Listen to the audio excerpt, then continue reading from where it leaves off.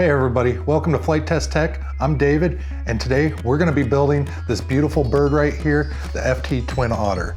Now we've had a lot of requests for this plane, so here it is. For you guys to build along with us, you're going to have to get yourself a plane, a twin seat pack, a 2300 milliamp 4S battery, 2 extra servos if you're adding in the optional flaps, and at least a 6-channel receiver. Now let's get started. Alrighty everybody, now to get started on our plane, we're gonna have to get these pieces out of our kit and we're gonna start weeding them out. We'll start off with the spars here, and basically we're just gonna break these and get our knife and run a score down some of them to make sure that they're cut all the way. You wanna be careful not to go all the way through and cut the paper on the other side. We're just cutting into the foam to make sure it breaks apart easy.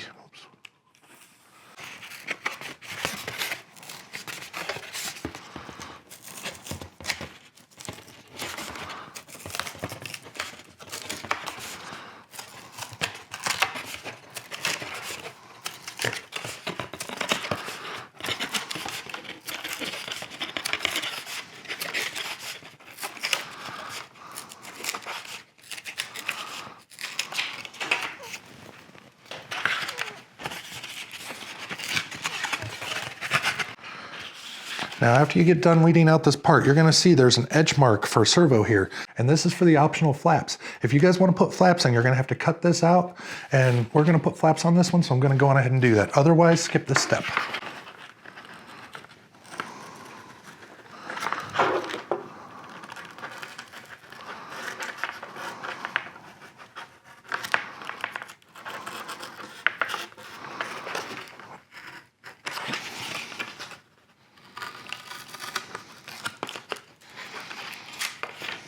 All right, now that we have that, go on ahead and repeat the same process on the other one and get it prepped.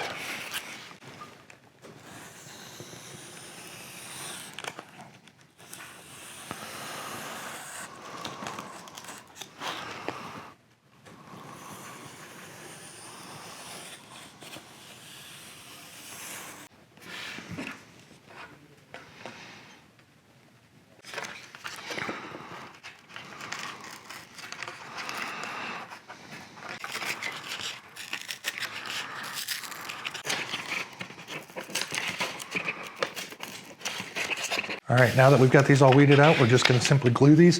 If you see on here, there's an A fold, so that means that this side plate is gonna be above the bottom plate, and we're gonna just take this and roll it up on its side like so. Kind of get some muscle memory going here and make sure it fits good. Do the same thing on the other side. And once you're happy with that, we're gonna just take our glue gun, and we're gonna favor the outside edge here, the one that is going above the bottom plate.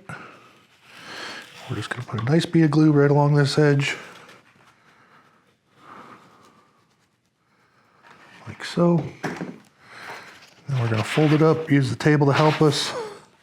Try to keep it at a nice 90-degree angle with the table. Hold it until it cools down. And then once that's cooled, we're gonna do the same thing to the other side.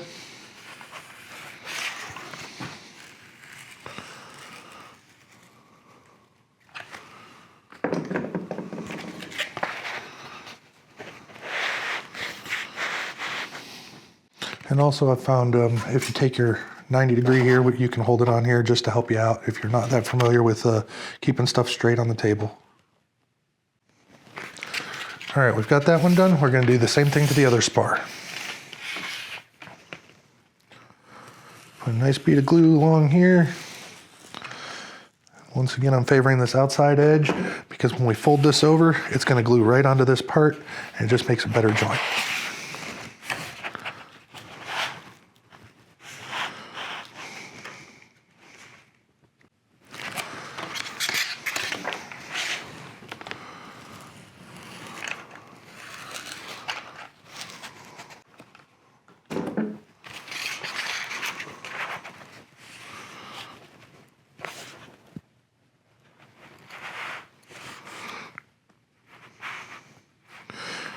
Now you'll notice as I'm gluing stuff down, I always kind of slide it on the table, and that's just to make sure that there's no glue that might have oozed out. I had some glue oozed out on this end, and it just helps keep it from sticking to the table on you.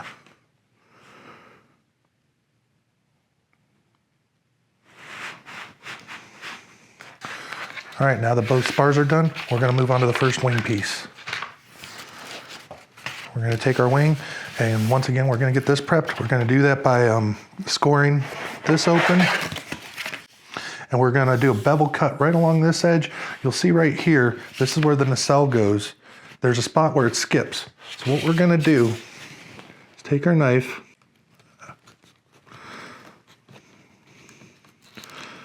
try to follow this line as best that we can.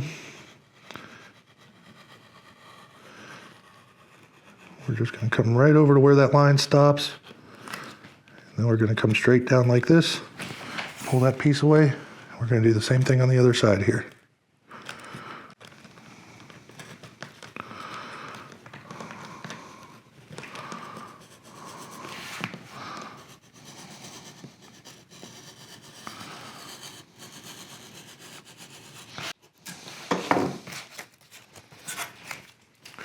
Once you have that, we're gonna flip it over, do the same thing on the other side, like so. Make sure you keep your hands far away from the blade. You always wanna be careful when pulling the knife back towards you. It's not the greatest thing to do, but you wanna make sure you're comfortable when you're doing this, and this is how I feel comfortable. All right, now that we have that, we're gonna come back, we're gonna pop out this piece right here, which is for the aileron servo. All right, now after you get done removing the aileron one, we're gonna move over to this hole here. And this one has an etch mark on one side and 3 cuts on the other side. If you're not doing flaps, you're gonna leave this alone for now. But if you are installing flaps, we're gonna cut this out completely. And we're gonna do that just by cutting the last little piece right here.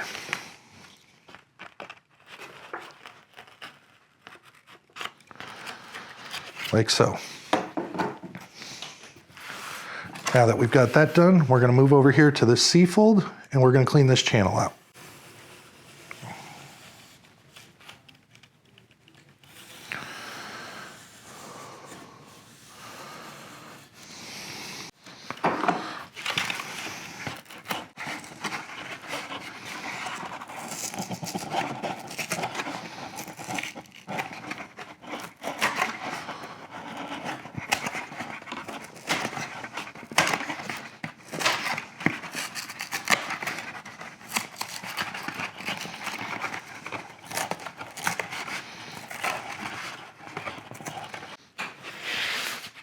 All right, now that we have this channel cleaned out, we're gonna simply just fold this over like so.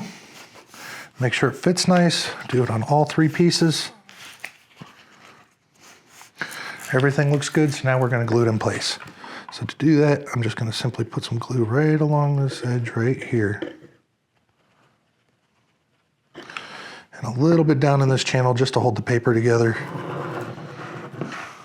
Then we're gonna fold it over. Make sure it's lined up good. If you look over here, we want it to be straight up and down with the one right below it. You're gonna hold that down until it's nice and cool, and then we're gonna do the same steps on the next one and the next one.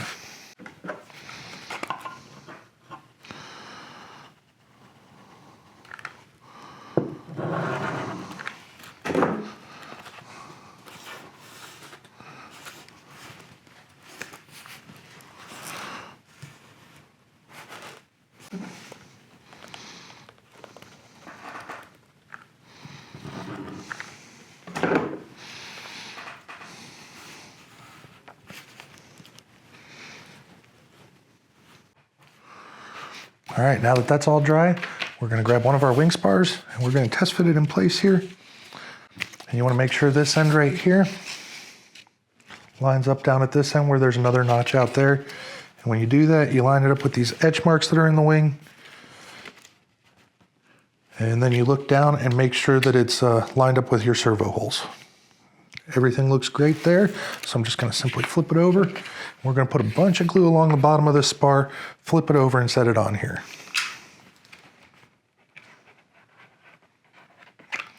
You wanna be nice and generous with the glue here, just to make sure that it's nice and strong and that the wing holds up.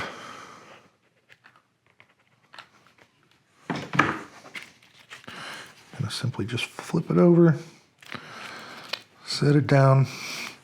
I kind of like to wiggle it back and forth and just kind of move it to make sure it smashes down good and gets plenty of glue in that joint.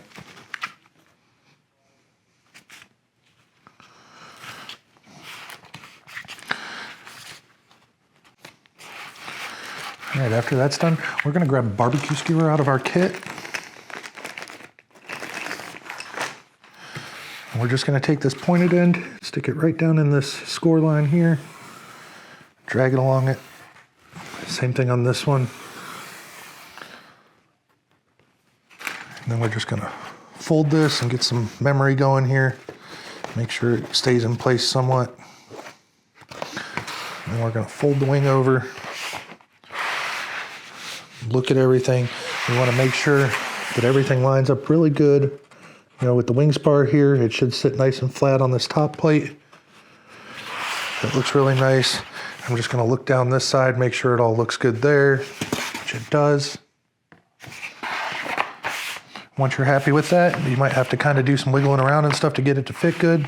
We're gonna flip it back open. We're gonna have to grab our two wooden spars that look like this. There's a shorter one and a longer one. The shorter one is gonna go towards the front of the wing, which is where our bevel cut is. We're gonna just set it in here, kind of figure out where it goes here, and then we're gonna put some glue on it. Like so. It's important to make sure you're lined up with the edge over here.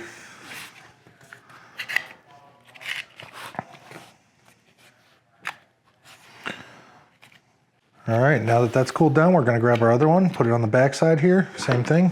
Add a bunch of glue right to the back side here. Fold that up, push it firmly against our foam spar. And making sure we're lined up with the edge down here. Now that that's cooled down, we're gonna simply just put some glue along this edge here. Here.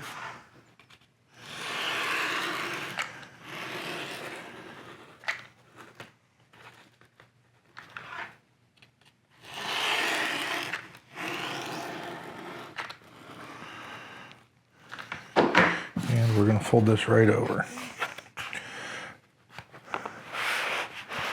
Now we wanna look over here on the edge to make sure that our spar's lined up properly. Everything looks great. We're flush on this back edge here where it folded over.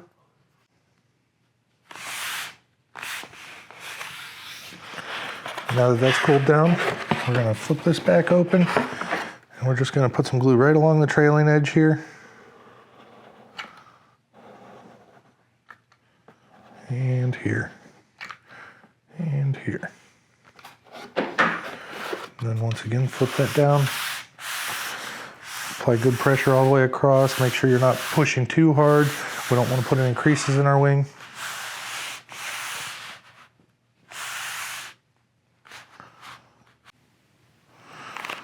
All right, now that that's cooled down, we're going to come to the back side here and we're just going to gently break this aileron open like so. Fold it completely over. Then we're going to take a knife and do a nice bevel cut right along this hinge line.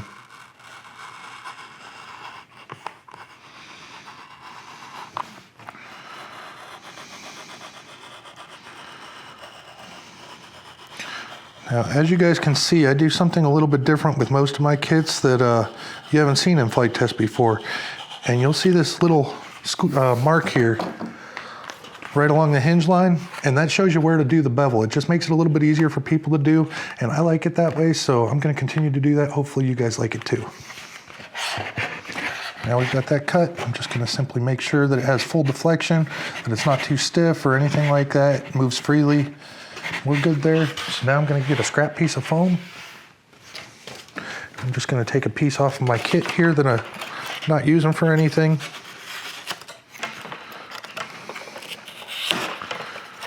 I'm actually gonna cut a couple pieces just so I have it for the future too.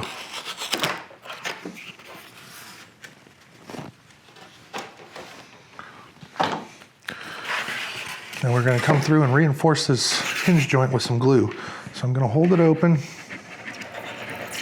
Just a nice little bead of glue right along that hinge line. Then I'm gonna take my scrap piece of foam, squeegee it down and make sure you apply a little bit of pressure to it.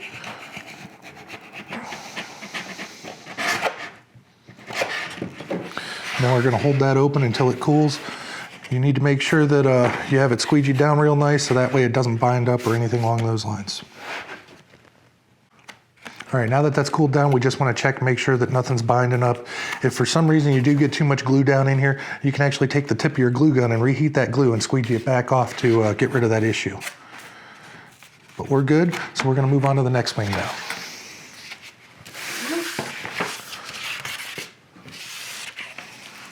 Same thing with this wing. We're going to fold it in half here. We're going to come along and do these bevel cuts for the leading edge.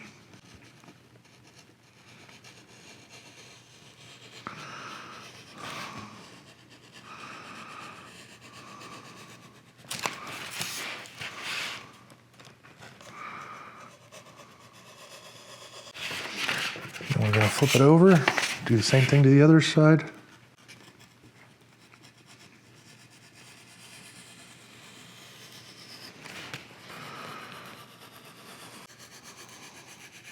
And once again, when we get to the end of this line here, we're just going to flatten off like that, cut down like that. Same thing on this side.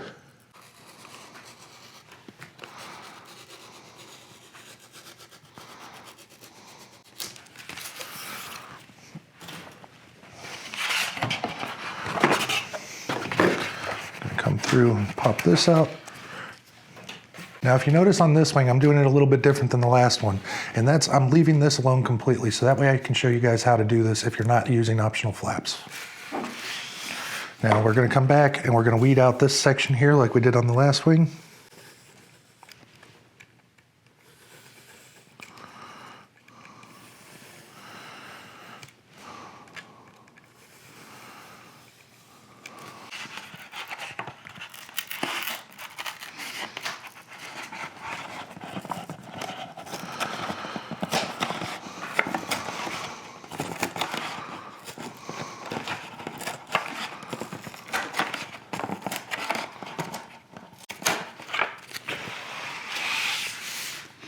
All right, now that that's weeded out, we're just going to come through here with some glue.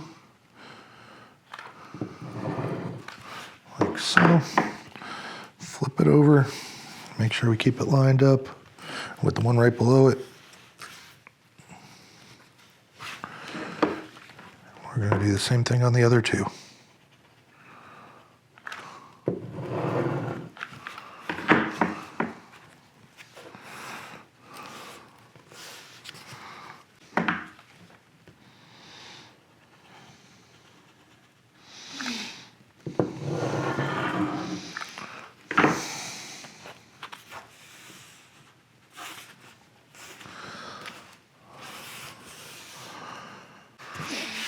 All right, now that this is all cooled down, we're gonna take our spar and get it glued in place, and we're gonna do it just like we did the other wing.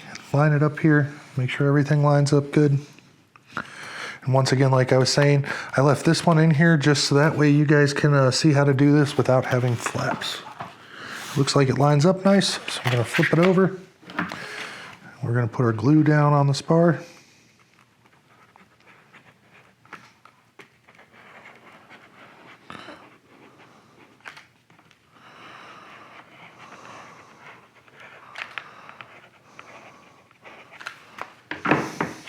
Then we're going to flip it back over, line it up with our marks, push it down and just kind of wiggle it around a little bit. Make sure it gets a good bond.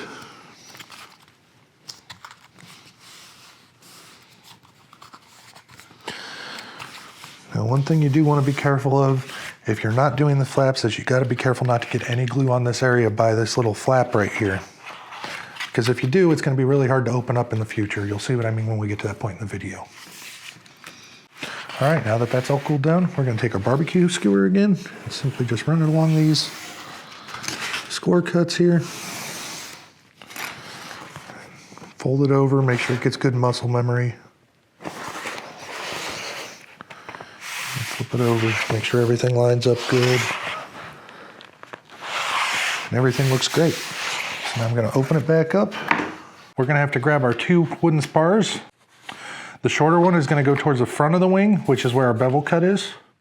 We're going to just set it in here, kind of figure out where it goes here, and then we're going to put some glue on it. Like so. We're going to grab our other one, put it on the back side here, same thing. Add a bunch of glue right to the back side here. Fold that up. Push it firmly against our foam spar. And making sure we're lined up with the edge down here. So make sure I have plenty of glue in my glue gun. I'll put a nice bead right along here.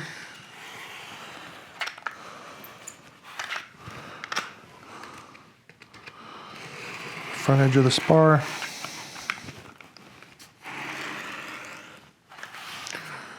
And the back edge of the spar.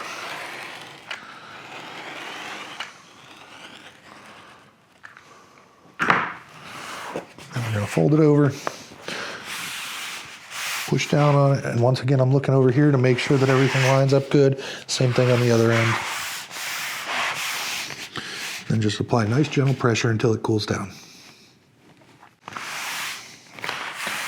Now that that's cooled down, we're going to flip it over. We're going to just open this seam up. Once again, put a little bit of glue right along here.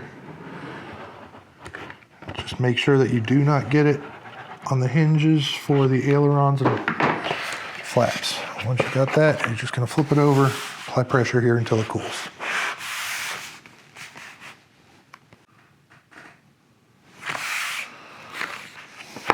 All right, now that that's cooled down, you're going to break your aileron back open, flip it over here. Come along this hinge line and do our bevel.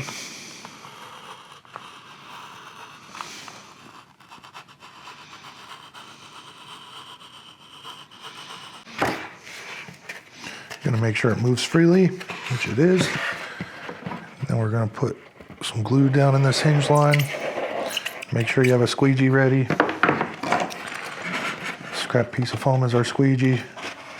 I'm just going to push it right down into that hinge line.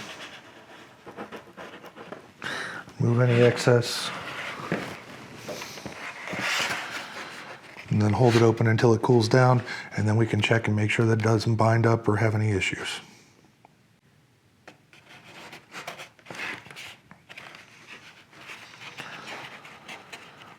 All right, it moves freely, so we're good to go there. So now, if you guys are doing flaps, right now is when you want to actually cut these in. And I'm just going to come along with my knife and make sure not to go all the way through the paper. But we're going to come along this score line. Cut along there. And cut along here. This one, you're going to want to go all the way through. So I just took it, pushed it all the way through like that. Then you're going to break it open. And we're going to do a 45 bevel right along this edge as well.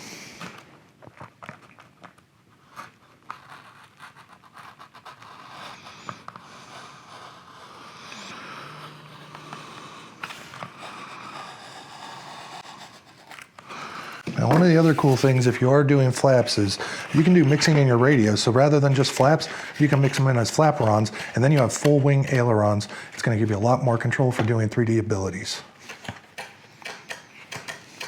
All right, now that we have that, we're going to come back, reinforce this glue joint, or this hinge line right here with some glue, squeegee it off just like we did the aileron.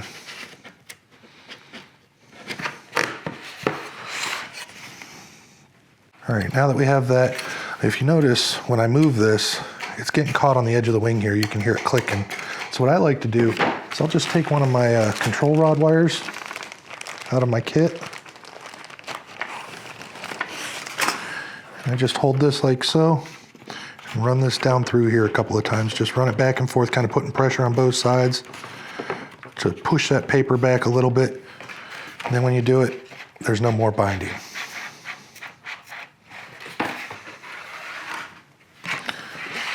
All right, we're going to do the same thing on the other wing and get the flap set up.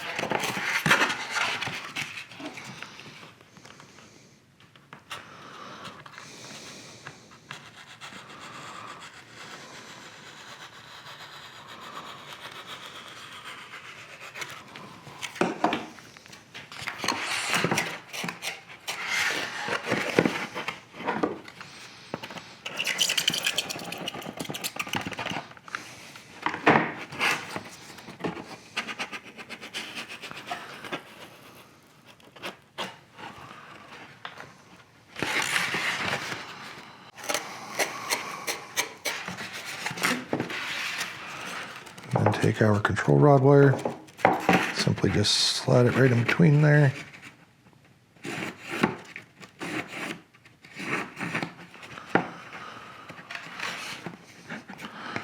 There you go. Now that we're all done with both sides of the wings, we're going to join them together in the middle. And to do so, we're going to flip them over, lay them face down on the table, and slide them together like so. Check and make sure they line and fit up good. And once you're happy with that fit, we're going to put a piece of tape right along this edge.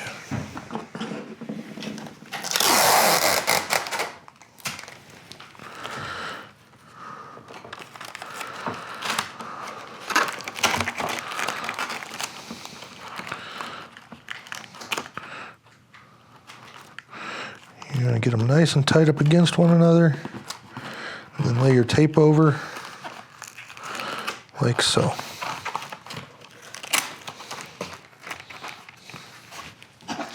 Then I'm going to come through, cut off the extra like that. Then we're going to flip it over on the table. Make sure you have it laying completely flat on a nice level flat build area. Next, we're going to open this up like so. We're going to put a generous amount of glue right along this edge.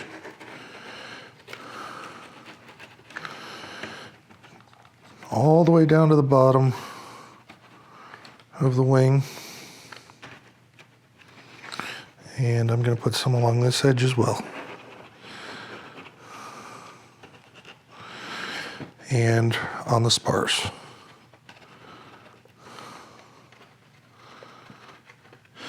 You want to be very generous with the glue, but be careful because it's going to ooze out the bottom and possibly drip on your hands and stuff. And you don't want that to happen and burn yourself.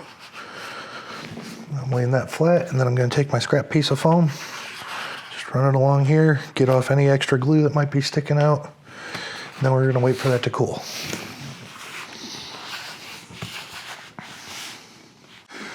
All right, now that that glue is completely dried, we're going to simply just take a piece of tape. We're going to lay it right across here to reinforce this joint.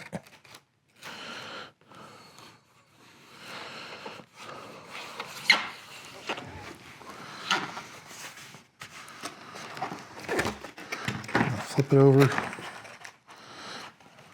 fold it onto the back side. Oops.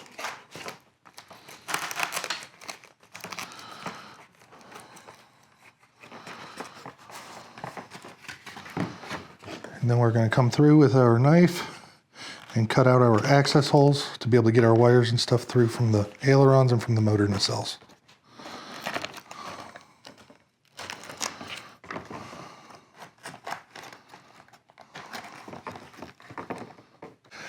All right, now that we've got these holes cut out, we're going to move on to getting our servos installed and getting our control surfaces hooked up for the ailerons. Now for our electronics, I recommend a C-pack, and the first thing we're going to start off with is 4 of our servos. 2 of these are going to be for the ailerons, and if you're doing the optional flaps, you're going to have to purchase 2 more servos to be able to hook those up. Now that I've got my servos out, I'm going to also have to get my control horns. I'm going to just simply cut open our pack the rest of the way here and get out 4 of our control horns. This kit includes 6, but right now we only need 4 of them. To get started here, I'm going to show you guys how to do it without using the optional flaps, and then I'll show you how to do it with. We're going to just simply center up all of our servos and make sure they're all good to go.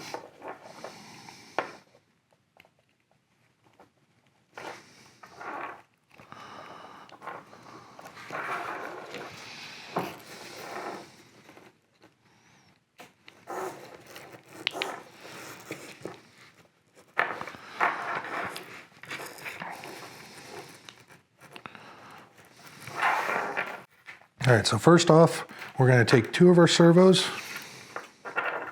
We're going to set them next to each other, and we want these to be on opposite sides, the arms here. So we're going to get our arms that come with the servos out of our kit.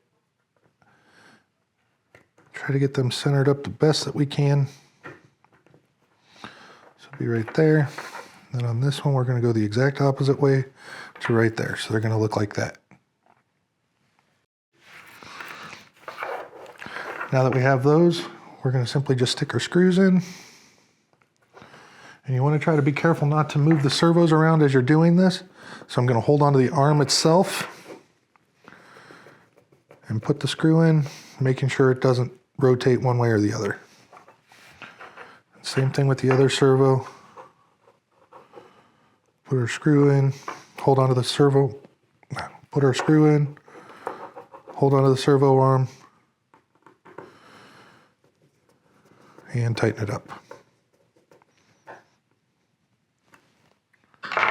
All right, so now that we've got our servos centered up, the next thing we're gonna need is a Y harness out of our kit, and we're gonna simply just take this, feed it down through this center hole, and I'm gonna take a knife and open up this little hatch where the flap door goes, and we're gonna fold that up, and then I'm gonna run the servo wire through till I see it in there, and then I'm gonna grab it with my needle nose pliers, pull it up and out,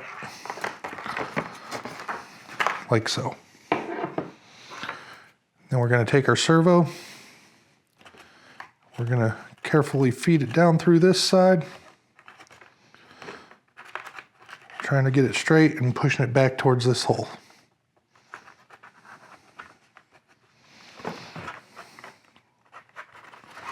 A lot of times you got to pick the wing up and kind of shake it around and stuff to get it to fall in where we need it to.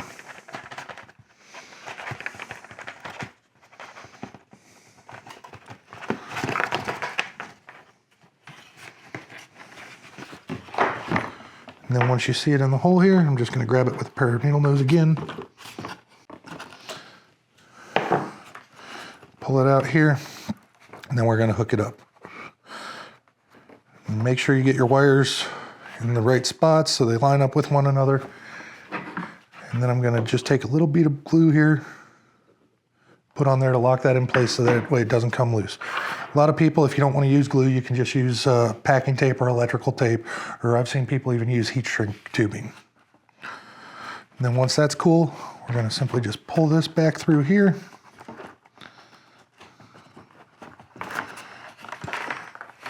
Like so. And then we're going to take our servo.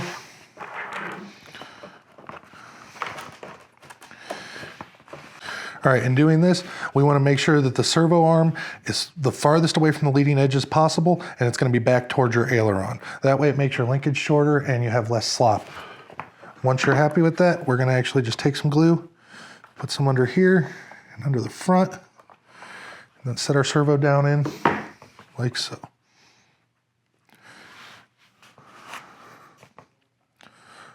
We're going to wait for that to cool, and once it's cool, then we'll move on to the next step. All right, now that that's cooled down, we're going to pop one of our control horns out here, and I'm just going to take it, slide it right down in this slot, like so. And you want to make sure that you have it sitting in the slot so that the holes are actually lined up with the hinge line if you're looking straight down on it. That gives you proper geometry, and then you won't run into any problems with anything messing up. All right, we've got that in there. Now I'm going to get one of my control wires. And if you're a beginner, you want to have this towards the inside of the holes here on the servo horn. And that'll give you less control. It'll make the plane a little bit smoother and not as jittery. But since we're going for a 3D option here, I'm going to move them all the way out here to the outside hole, like so. And I'm just going to come along with a Sharpie.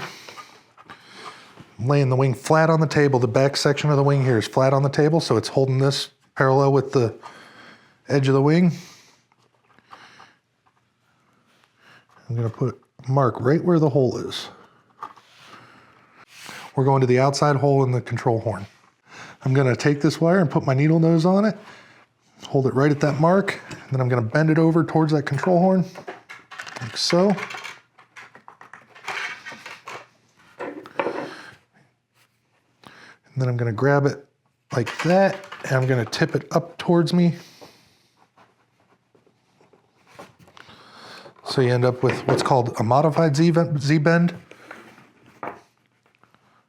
I'm going to hold it again, twist it back down towards the table. So you end up with a full Z-bend just like that. Then I'm going to come back, not too much, probably about 1/8 of an inch or so, cut that off, set the extra aside, And then I'm going to pull my control horn back out of the aileron, slip it on like that, set it back down in here, make sure everything lines up good, making sure that my wing or my aileron is flat with my wing, as you can see here. And if it isn't, then you're going to have to rebend your wire here and just try to, you know, move things around until it lines up. Some things I've found, it kind of throws the geometry off a little bit, but sometimes you can cheat and just kind of move this control horn back, forward or backwards a little bit to suit your needs. But we're perfect here, so I'm just going to pull this out. I'm going to take my glue gun, put a nice bead of glue right down in that crack, and then set my aileron back in. And once again, I'm making sure I'm holding the wing down to the table, so that way it holds the aileron directly even with the table. All right, now that that's completely cooled, we can move on to the next step. And if you're not doing flaps, at this point, you just simply fold this down and you put a piece of packing tape over it and you're all done. But in this case, we are putting flaps in, so I'm gonna show you guys.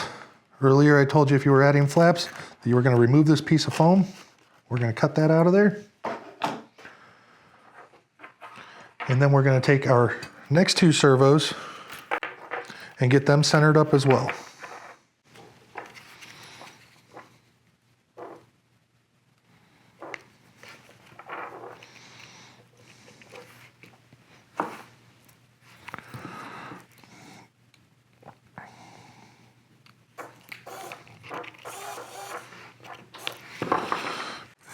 So now that we've got these hooked up to our servo centering tool, what I'm going to do here is I'm feeling the servos, and we want to make sure that they are going to their full counterclockwise rotation spot. And once you have them there, you're going to take your servo arms, and if you set them up just like this, it'll work perfectly. I want to put it at about a 45-degree angle from the servo pointed downward towards me if you're holding them away. Whoops.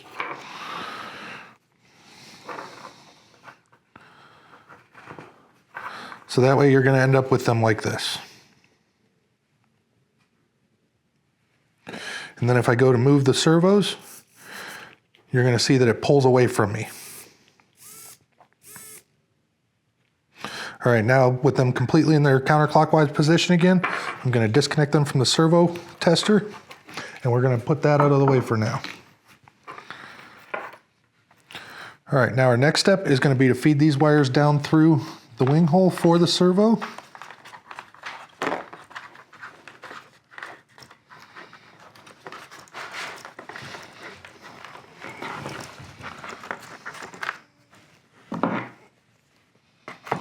Pull them up through that center hole where the aileron wires come through.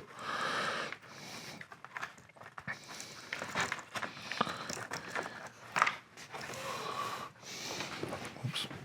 I actually forgot to put my screws in here, so I'm going to do that real quick.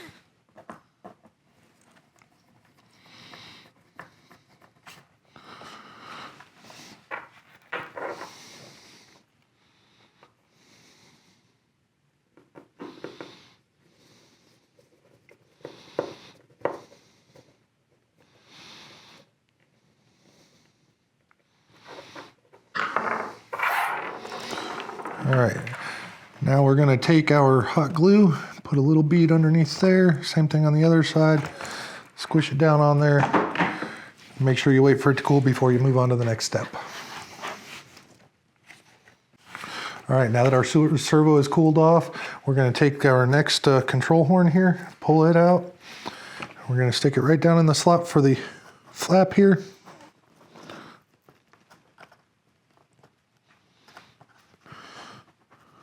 Making sure once again to line it up right with the hinge line so that the holes line up with your hinge line.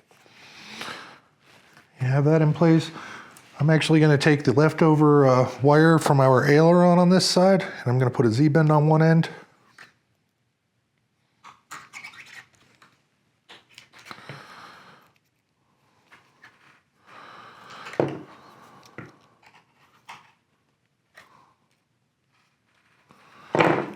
And then we're going to put it to the outside hole in our servo horn, like so. And just like the aileron, I'm going to apply some pressure to the back of the wing here, making sure everything's flat on the table, and making sure our flap lines up with our aileron really nice. We're going to take our Sharpie, We're going to put a line right where the hole is again.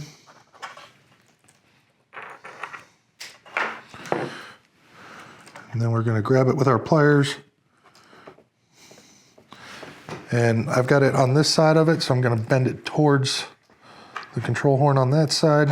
Going to do our modified Z-bend again, bending it up directly away from the wing, and then twist it back towards myself like so.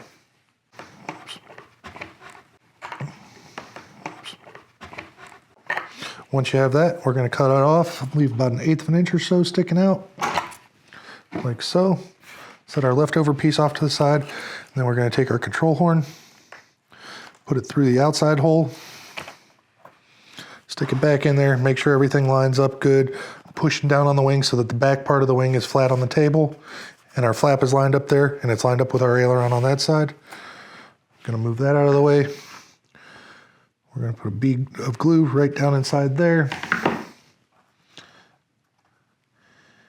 And push it back down in, wait for that to dry. And then we're going to do the exact same process on the other side of the wing for the aileron and for the flaps. All right, now that the one side of our wing's done, we're going to simply just put our Y harness right through this hole and fish it out to this hole for the flaps here. Pull it up through like so, just like we did on the other side. Then I'm going to take my servo for the aileron. Try to get my wire straightened out the best I can here so it doesn't ball up inside the wing. And then we're simply just going to feed it right down in. Lift the wing up, give it a shake if you need to.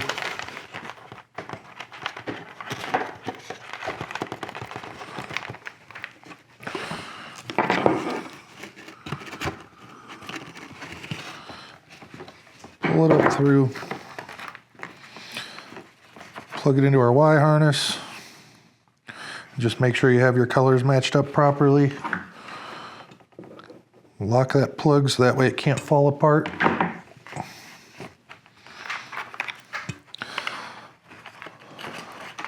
Pull all the slack back in.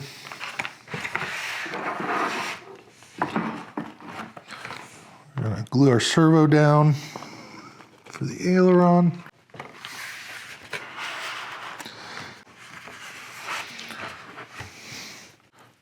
I'm going to take my control horn, shove it down in the aileron here.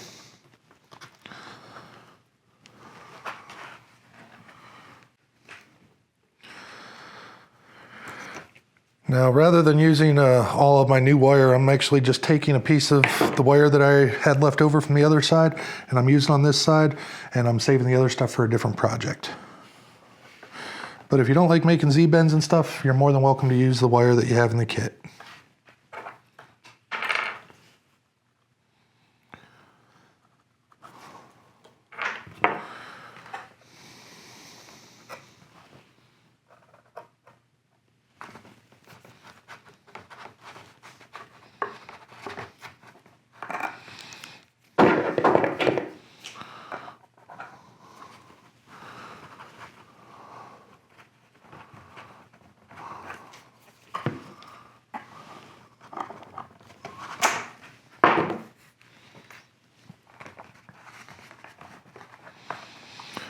This one's got a little bit too much of a spring in it.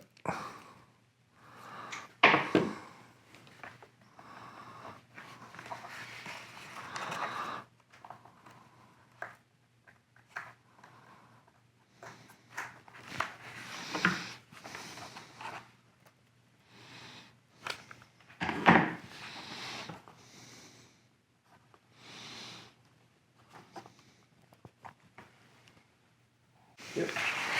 All right, now that we've got the aileron done, we're going to repeat the process like we did on the other side for the other flap.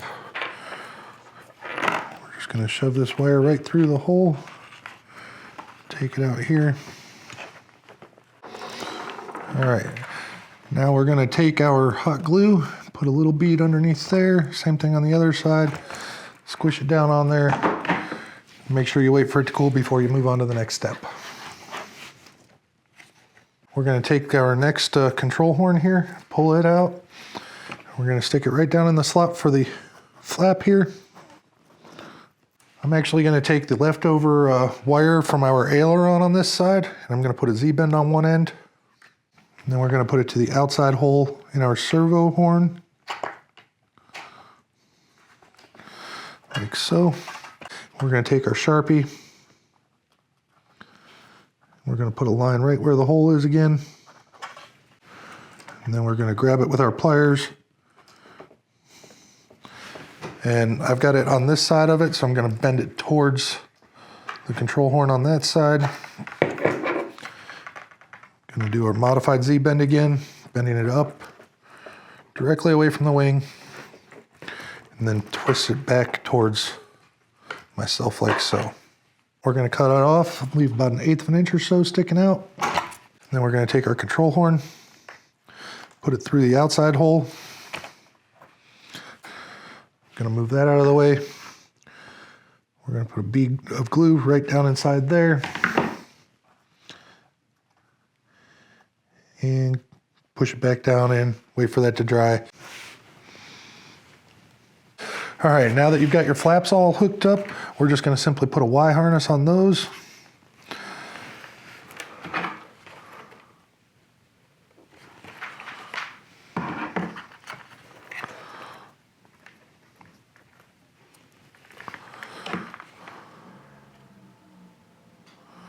Now, depending on how you're doing this, like I had said earlier in the video, you can actually hook the flaps up so they can be set up as extra ailerons. And if you're doing that, you're going to have to mix in channels. So you're going to have a bigger receiver, and you don't want to wire these together. All right, now that we're all done with that, we're going to move on to the nacelles. Okay, now to start the nacelles, these are all the parts that you're going to need. We're going to take this piece here, and we're going to weed out all the edges. Completely peel off the foam. Make sure you leave the paper on the end or on the other side.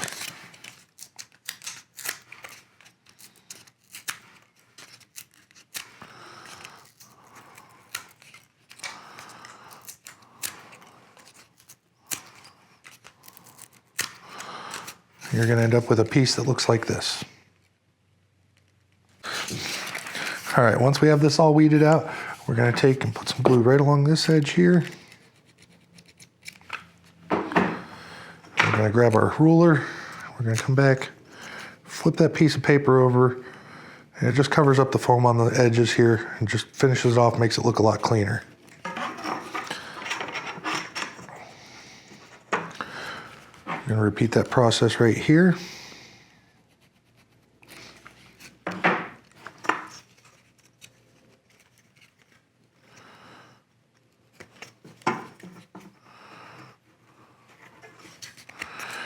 Then we're going to flip it around, do the same thing on this side.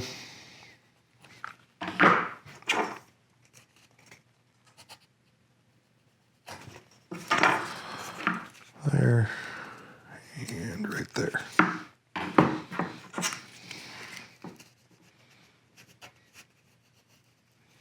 All right, now that we have those glued over, I'm going to simply just take this and just kind of push these in a little bit, just so it can kind of get its shape like so.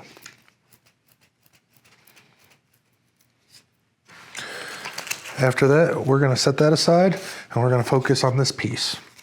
We're going to start off with cracking these right on this score line right here.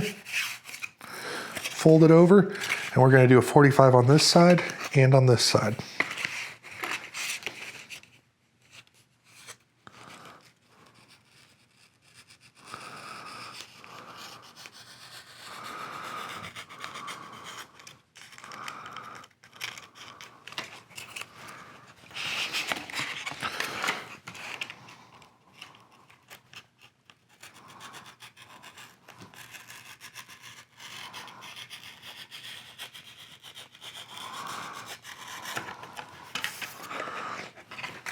Once we have that, we're going to do the same thing over here on this side. I'm going to crack it open, flip it open.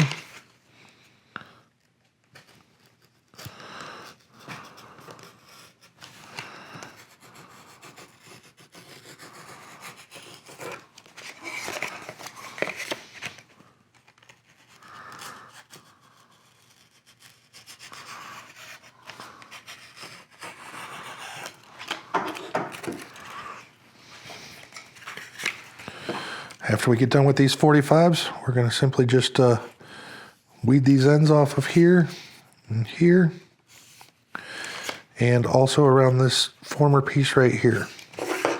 Now when I do this, I like to actually take my knife and put it in and go through the score cut, but then when I get to the end of it here, I actually continue out all the way to the end, and that just makes it easier to get weeded out. I'm going to do the same thing on this one and this one.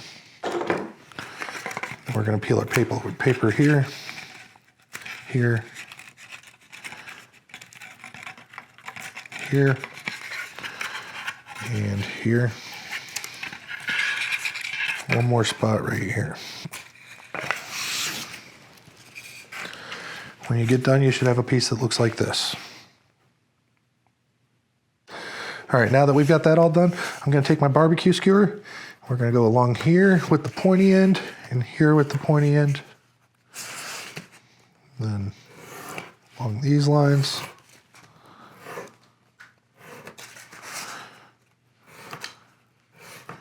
And then once we get done with that, I'm actually going to flip it over and take the wider end. I'm going to open these up a little bit more. This is a very tight bend piece, so the wider you open these up, the better off you are.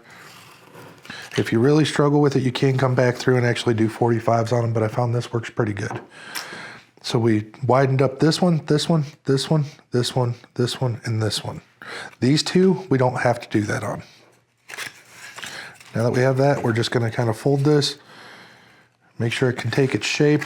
Same thing on this side here, and then here.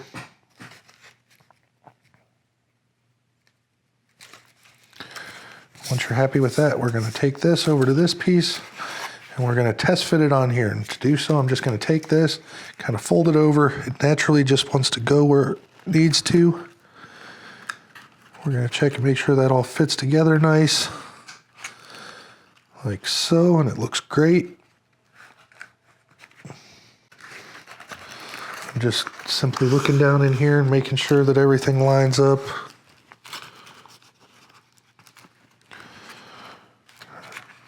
All right, now that we have that, I'm going to move that aside. We're going to have our square ready here. So next we're going to actually take this piece and we're going to come along the front here. And we're going to put just a little bit of glue. You don't want to go too much on this one because you don't want it to ooze out on the sides and give you trouble. So I'm going to take that and then I'm just going to fold it up on the table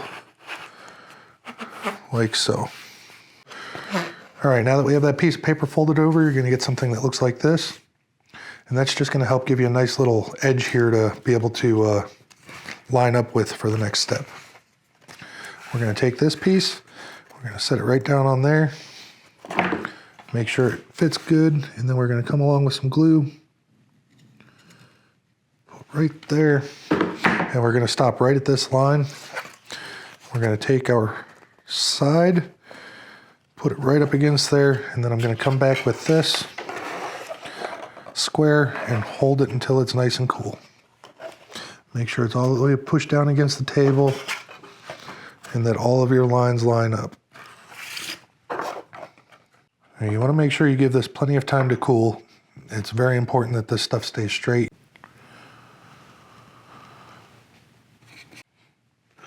All right, once that part is cooled, we're going to simply just fold this piece out like so. We're going to put some glue right along this edge and along this edge. And we're going to fold that back over, lay it flat on the table. Hold it down until it cools.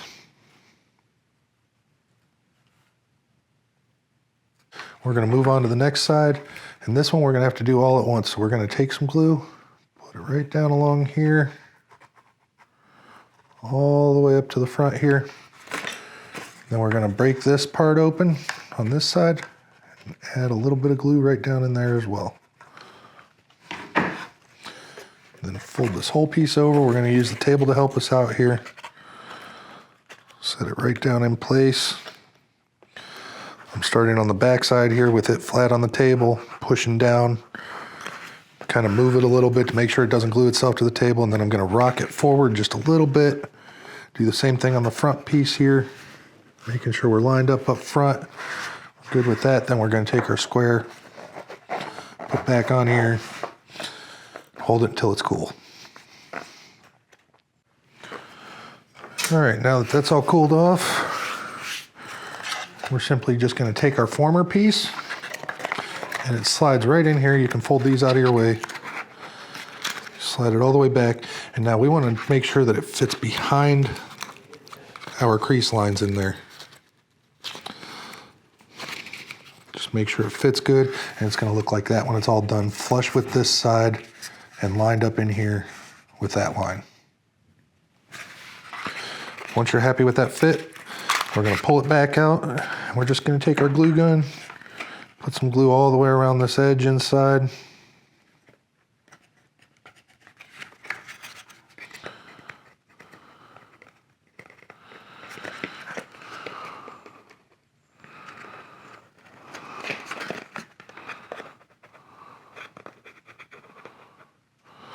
And we have a nice bead of glue all the way around inside of there.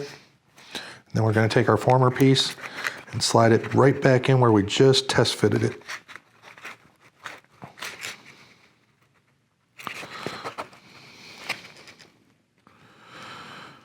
And it's very important to make sure that you're past the line.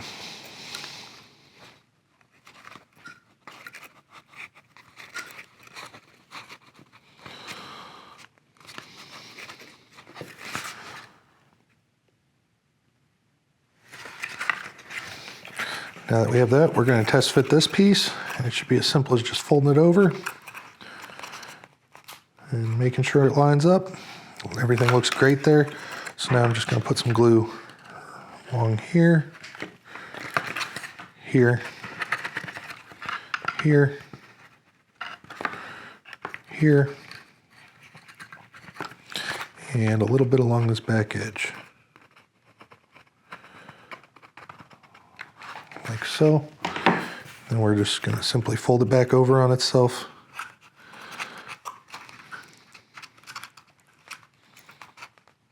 Like that. And I'm leaving this open just a little bit to squeeze some glue down in this section.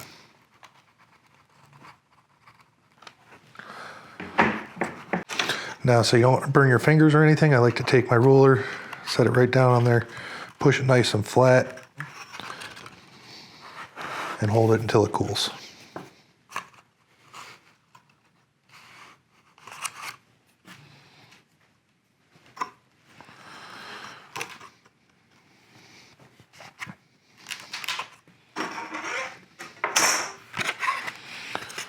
Next, we're going to take some glue, put right along this edge here, and fold that over, bring it over to the edge of the table, push it down. And I'm just taking my finger and I'm pushing that way on that while I'm holding it on the table, just to make sure the former is all the way up against the foam up above it.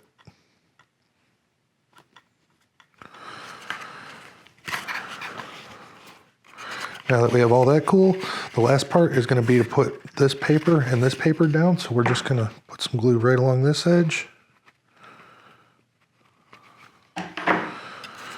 Fold it over to the table, push it, make sure you move it so that way it doesn't glue itself to the table. If you have any excess glue, squeeze out. Then we're going to do the same thing over to this next one.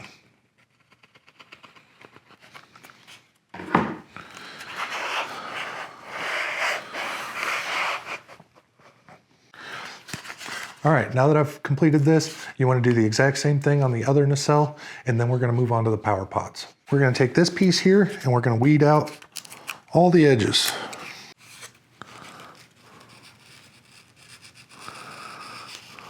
We're going to take and put some glue right along this edge here. We're going to grab our ruler, flip that piece of paper over, and it just covers up the foam on the edges here and just finishes it off, makes it look a lot cleaner.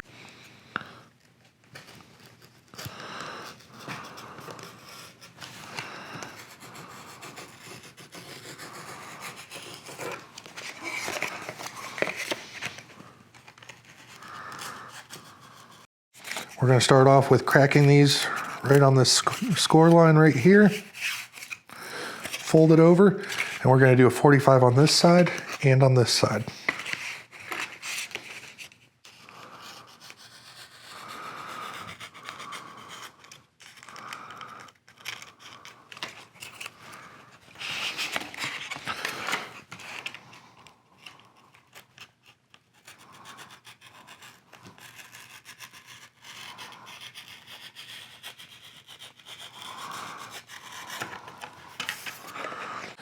weed these ends off of here and here, and also around this former piece right here.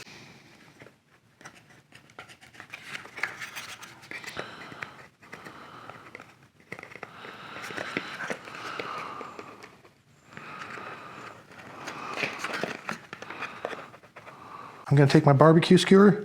We're going to go along here with the pointy end and here with the pointy end.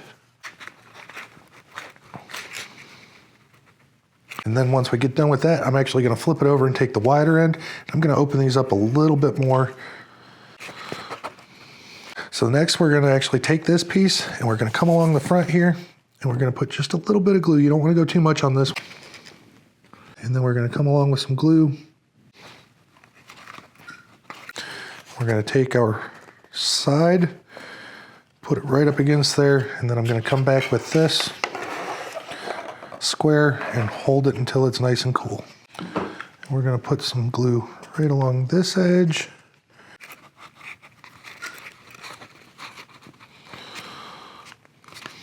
And this one we're going to have to do all at once. So we're going to take some glue all the way up to the front here and add a little bit of glue right down in there as well. Then fold this whole piece over. We're going to use the table to help us out here, making sure we're lined up front. Hold it until it's cool. We're simply just going to take our former piece and it slides right in here. Make sure that it fits behind our crease lines in there.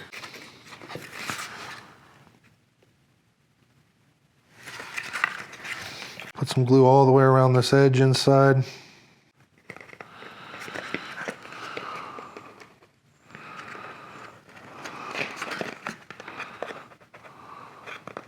Then we're going to take our former piece and slide it right back in where we just test fitted it. So now I'm just going to put some glue along here, here, here. Then we're just going to simply fold it back over on itself. And I'm leaving this open just a little bit to squeeze some glue down in this section. Now, so you don't burn your fingers or anything, I like to take my ruler, set it right down on there, push it nice and flat, and hold it until it cools. We're going to take some glue right along this edge here, fold that over, bring it over to the edge of the table.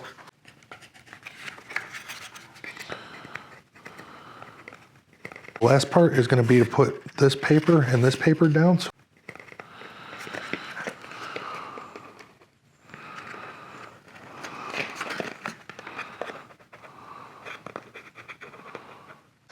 All right, now that we've got our nacelles and everything done, our next step is to work on the power pods, and we're simply going to pick up these pieces, and they're A-folds, which means that the side plates go above the bottom plate.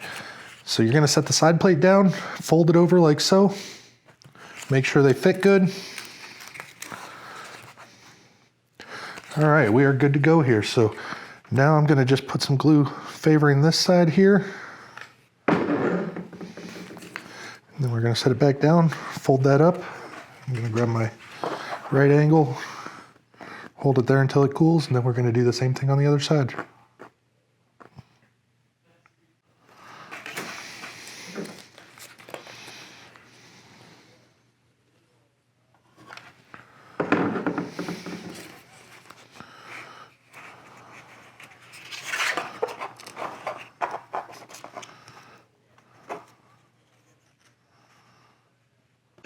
So if you look on this power pod, you'll see that there's an arrow right above the A-fold marks. Now that signifies the front of the power pod, and that's the side that we want to put our firewall on. So I'm going to simply just line it up on here, make sure it fits and looks good. Everything looks great there. So I'm just going to take some glue. Be pretty generous with the glue on this. We want to make sure we get a good strong bond so your motor doesn't fall off. And then I'm going to take this hole that's in here and put it towards that side, set it down on here, and just make sure everything's squared up and even around the edges.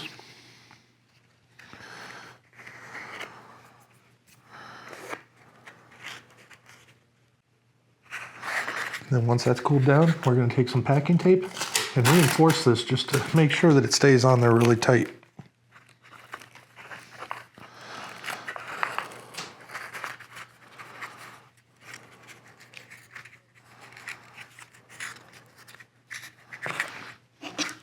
Then I'm going to come back through, cut our hole out for our wires to go through. And I'm going to cut the center hole out. And then we're going to need the outside holes here. So I'm just kind of poking my knife through these 4 holes, like so. Now that we have that, I'm going to reach over here and grab one of our motors. And if you guys are building along with us and using our hardware, this is one of our CPAC motors. It's what I recommend for this. You can go all the way down to a B, but I think the C on 4S, this thing is insane and I recommend it. We're going to take this and put our X brace on the back.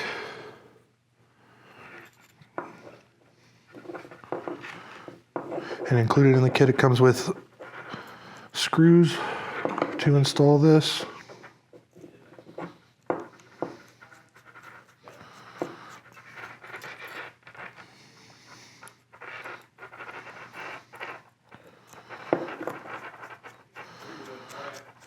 Now, if you go to put your X brace on and realize it's not lining up, just turn it a quarter of a turn. These screws are offset from one another.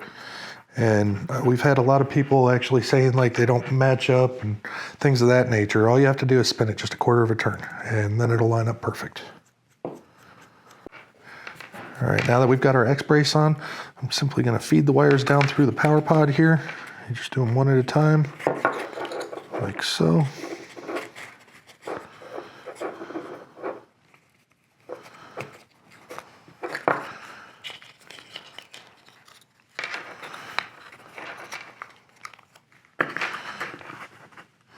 And then we're going to put our wood screws through the X brace into the plywood.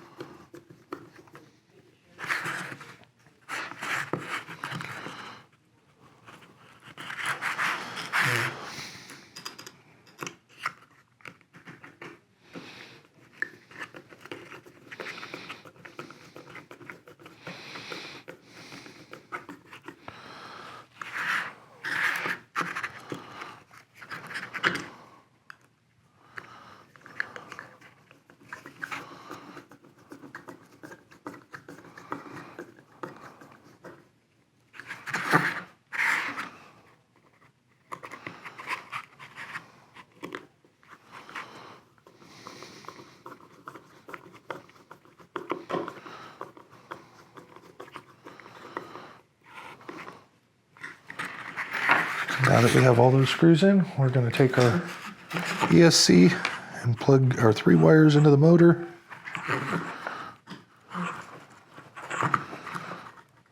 Like so. And then we're going to test this to see what direction the motor's going.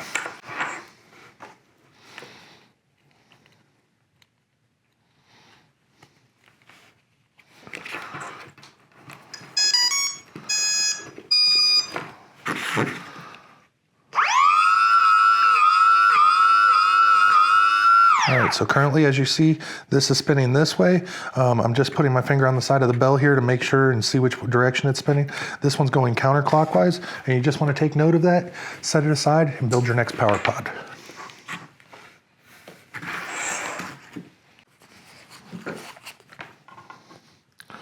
Same thing as before. We're gonna put our glue in, tip this up like so. And then do the same thing on the other side. And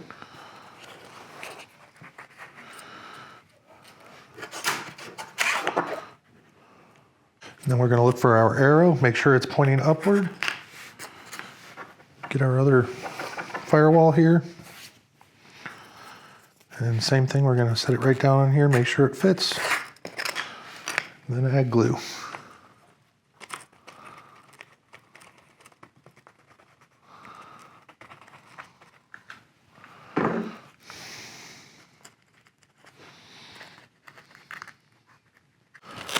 Next, we're going to add our piece of packing tape to the front of this to help support it.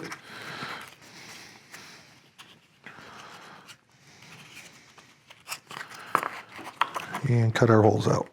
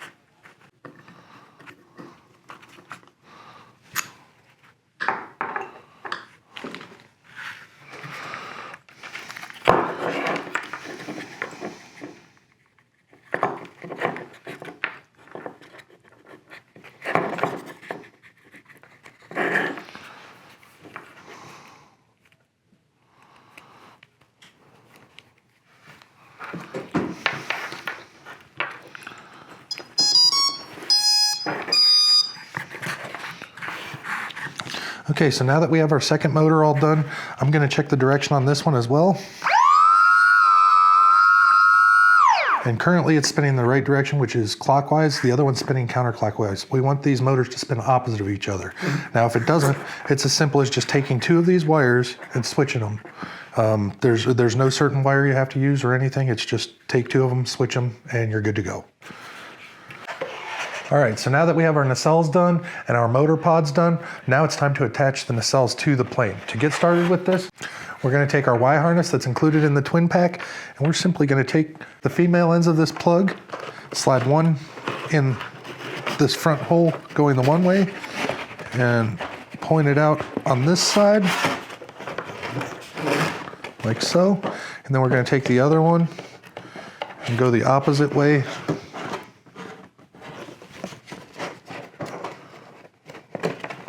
and pull it out on that side.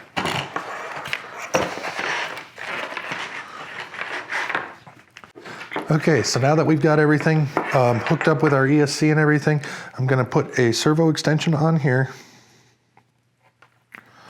like so. And then I'm gonna put a little dab of glue on there just to lock it in place. We're gonna take our nacelle, and if you look at the nacelle, there's a cutout in this side, and if you flip it over, this side's just a square. So we want to make sure that this one goes on this side of the wing so that the wires can pass through here into the wing. If you have it backwards, your wires aren't going to be able to pass through into the wing. Now that we've got it figured out which nacelle we need, I'm simply going to take my servo lead, pass it through this hole in the nacelle, pull it back, and then I'm going to take my battery lead and ESC and pass it through that hole as well.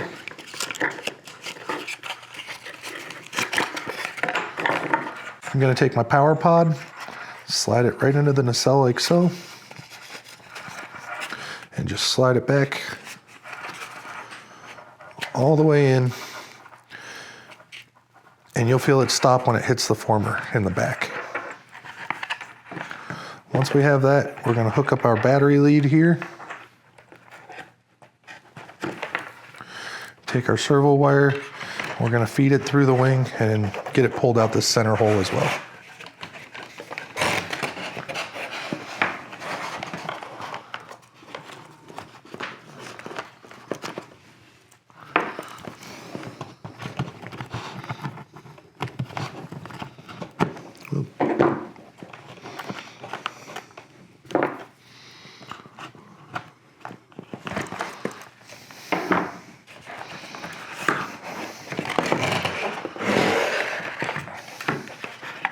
Now that we have that, I'm just going to simply feed these wires through, being careful not to pull on them too hard and unplug anything.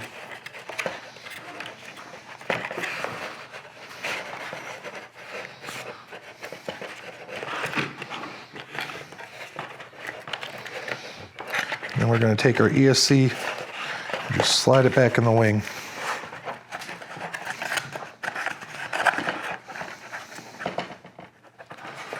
like so. Then after we have that, we're going to slowly slide this back on. Get these wires tucked down in. Slide it a little bit farther. And before we get all the way back to where it's hitting the wing, we're going to take some glue, put right along this back edge here, and along this inside edge over here. And same thing on this side, right here.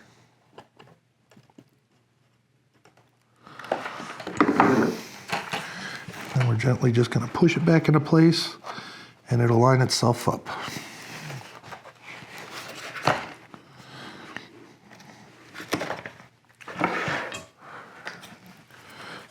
Take a scrap piece of foam here and just kind of squeegee off any extra glue that might be laying on it.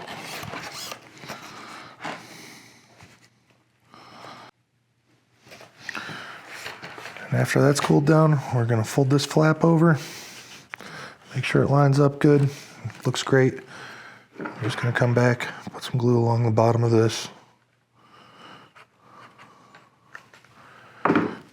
Flip it back over, stick it down to the top of the wing.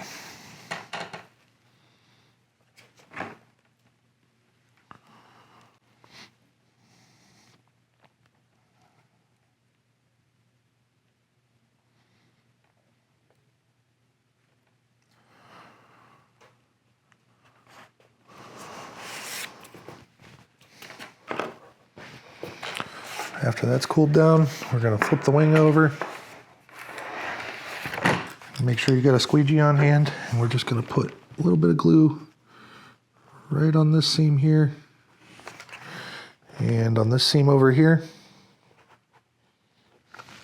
And then come back with a squeegee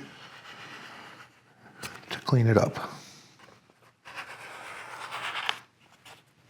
All right, and then we're going to repeat the process on the other side of the wing with the other nacelle.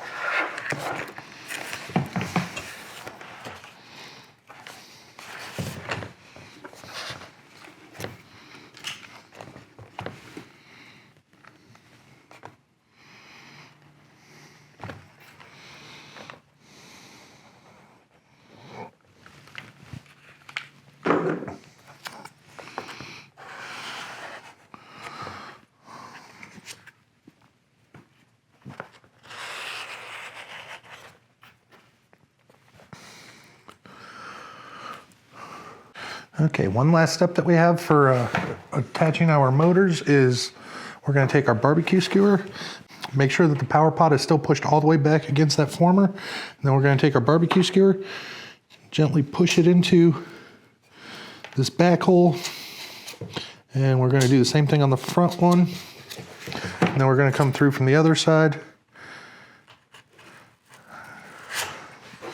and then carefully try to line it up so it slides all the way through, like so. Now I'm going to take it so there's just about 1/8 of an inch sticking out on this end over here. Then we're going to take our cutters, snip it off like that, so that way you have 1/8 inch on both sides. The leftover piece of the barbecue skewer, I'm going to come in, do the same thing on this side, try to line it up with the hole I already pushed through on the other side, slide it over, about 1/8 of an inch sticking out, cut off that side. Then we're going to repeat the same process on this power pot over here.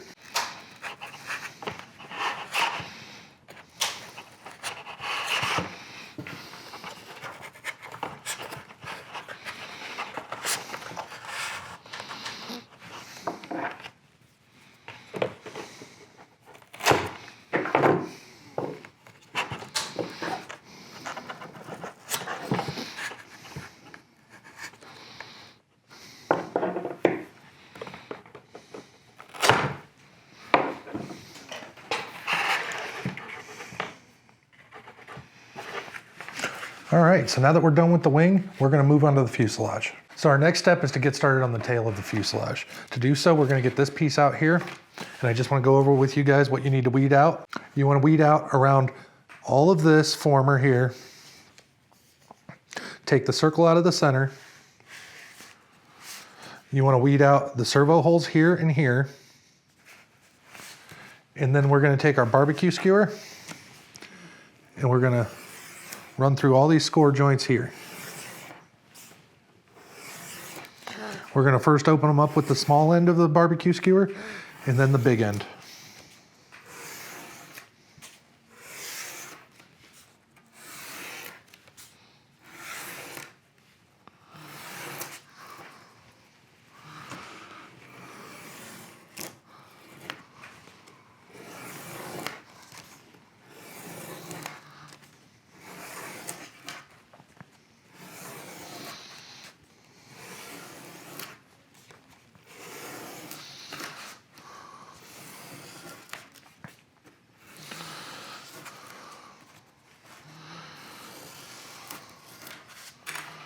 All right, now, as you noticed, when I ran the big end of the barbecue skewer through, it kind of separated the paper here more. So all I'm gonna do is cut that out like that, and then just peel that away. I'm gonna do the same thing on this side, like so, and then right here by the servos. So I'm just cutting through the paper where it connects together right by the line, and then I'm just peeling the foam and the paper out. Like so. And then you want to gently start bending it up, try to get the foam to keep that memory.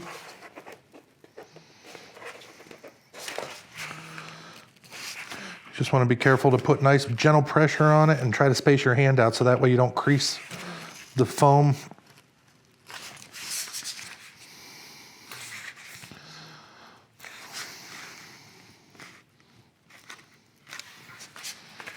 Then we're going to flip it up like this, and we want to make sure that this bottom plate stays on the table as it comes up into that channel. You do that, and then you just kind of fold it around.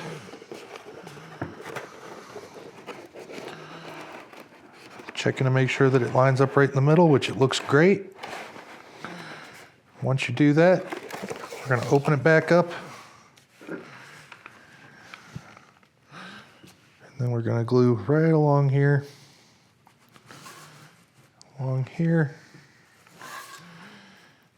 here, and stop before you get to this top line right here.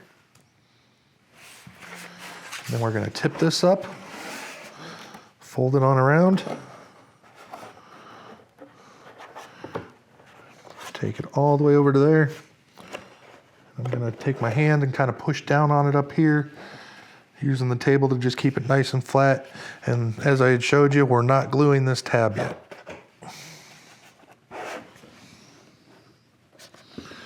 Make sure it's pushed all the way up against the foam and pushed down against the table. Okay, now that that's cooled, we're gonna do the same thing to this other side. I'm gonna glue right along this bottom edge.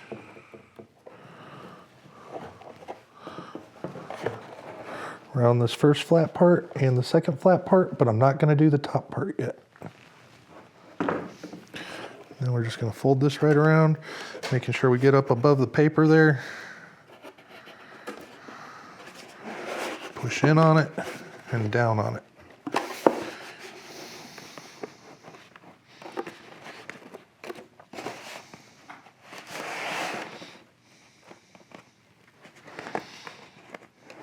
I'm also looking up front here just to make sure that my seam's lining up good, which it looks really nice.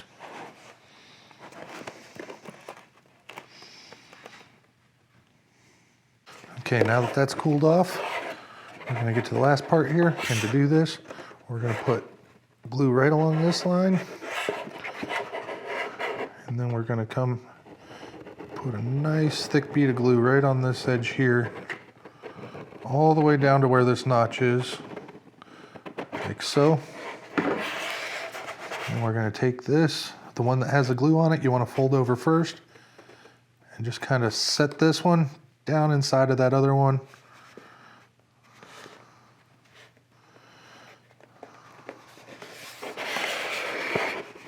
And then just work your way back to this seam.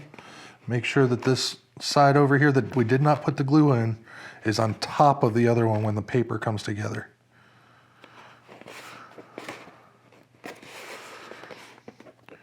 And the goal here is to try to keep this as flat as possible along this edge.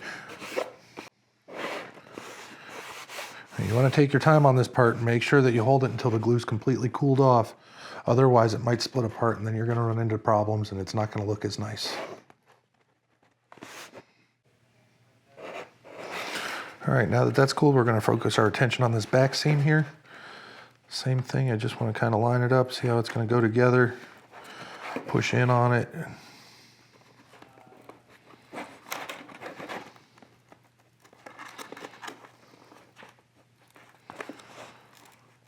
Once you're happy with the way it looks, we're just going to kind of split it open just a little bit like so.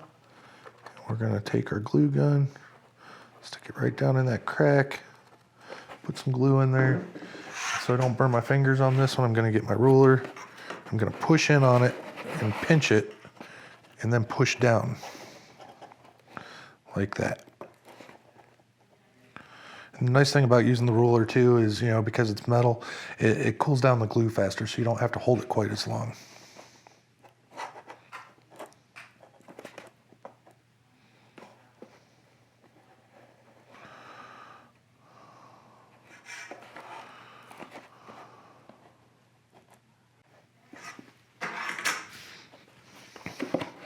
Okay, now that we have that done, I'm going to flip it over here. And as you can see, if you look right down this line, you can see how the foam kind of folds out. We want to just trim that off so it's nice and straight all the way down on both sides here. To do that, I'm just going to take my knife, hold it straight up and down parallel.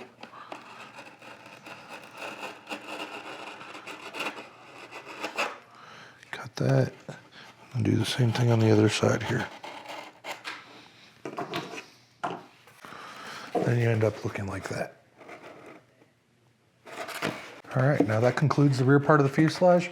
We're gonna start on the next section, which is gonna be the middle of the fuselage. And that's gonna be this large piece here. Now we wanna get started off with weeding this, and to do so, you're gonna go all the way around this former. You're gonna weed this channel out, around here, this channel, and around here.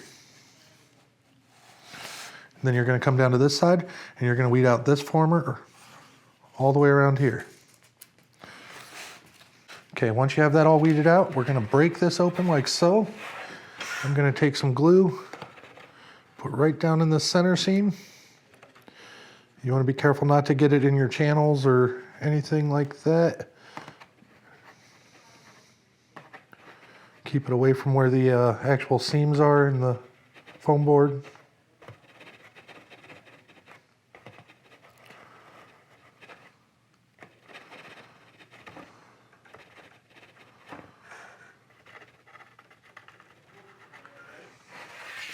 And then we're going to hold it flat on the table. And if you have any glue that's seeped out, just come through with a piece of scrap foam, squeegee it off, no big deal. And then we're going to hold that nice and flat until it cools down. All right, now that that's cooled and it's solid, no problems there, we're going to grab our barbecue skewer here, and we're just going to go through the rest of these score lines. Once again with the small end.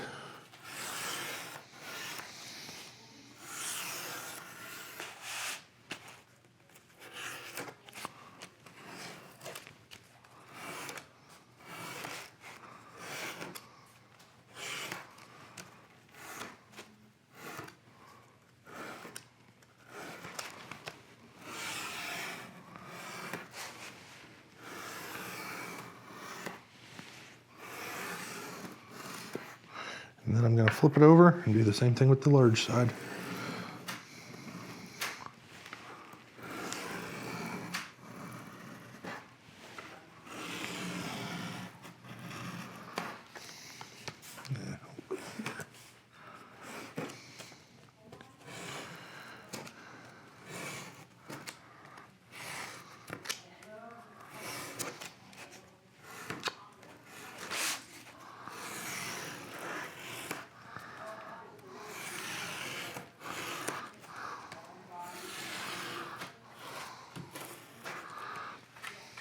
All right, and we're not going to do these spots here.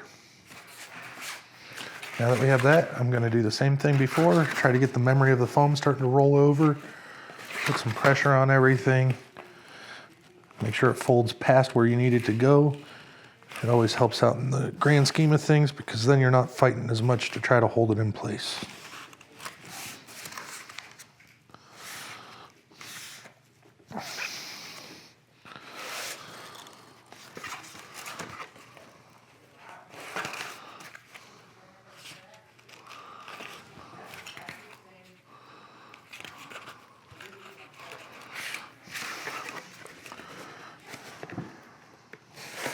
All right, so next we're going to put some glue in this seam right here.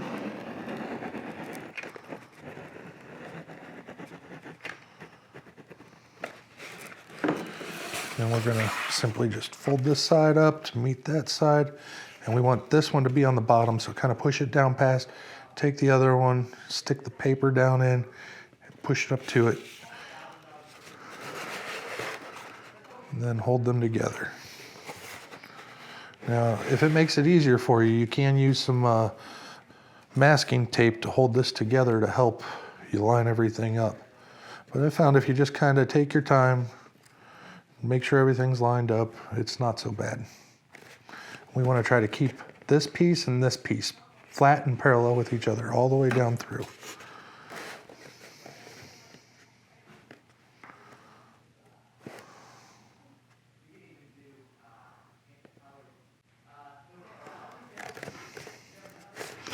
All right, now that that's cooled, we're going to pay our attention to the back side of the fuselage here, to this flap right here, and basically it's going to fold up and go right inside of here. Might be a little bit tight. You just do a little bit of wiggling, it'll slide right in. Once you're happy with the fit, we're going to pop it back open. We're just going to put glue all the way around this.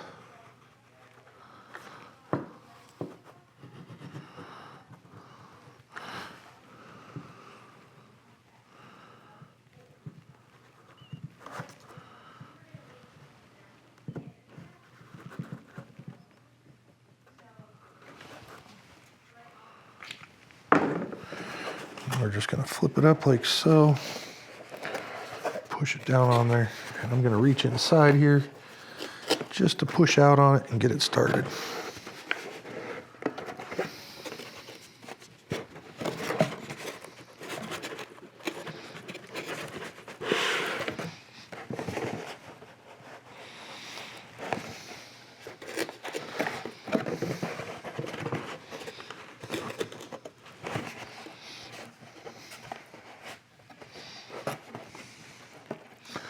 I'm just taking my hands, putting them up here with just a little bit of pressure, pushing down towards the table. You got to be careful not to mess up your seam up here, so don't push too hard.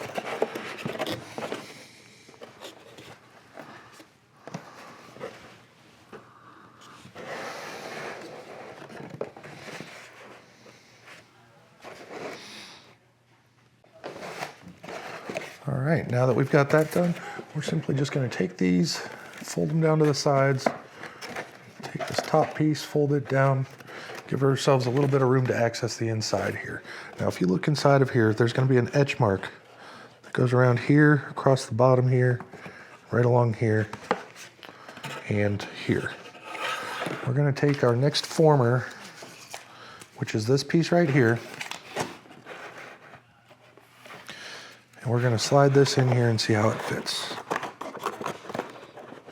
Just kind of push out where you need to, get it slid back in there.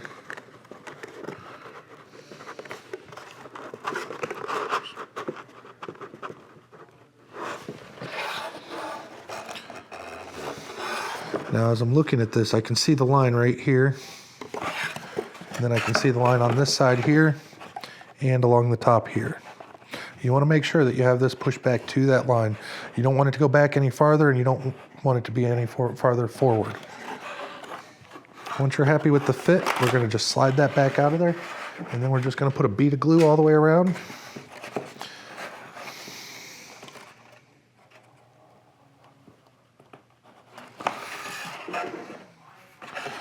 There. There.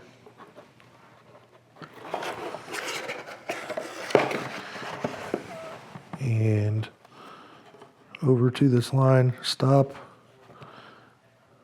and from that line over that way.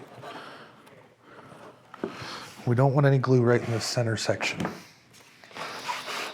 And we're just going to take this, get it slid back in here.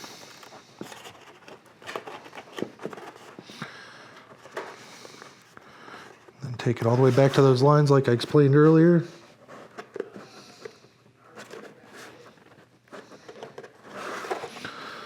Like so.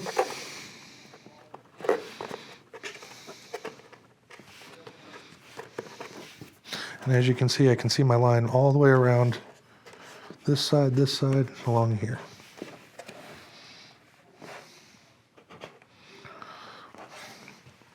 Once that's dried, I'm just going to come along with a little bit of glue and just put a bead right around this top edge here,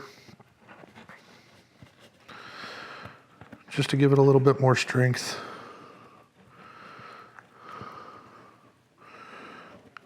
And then go along here and there.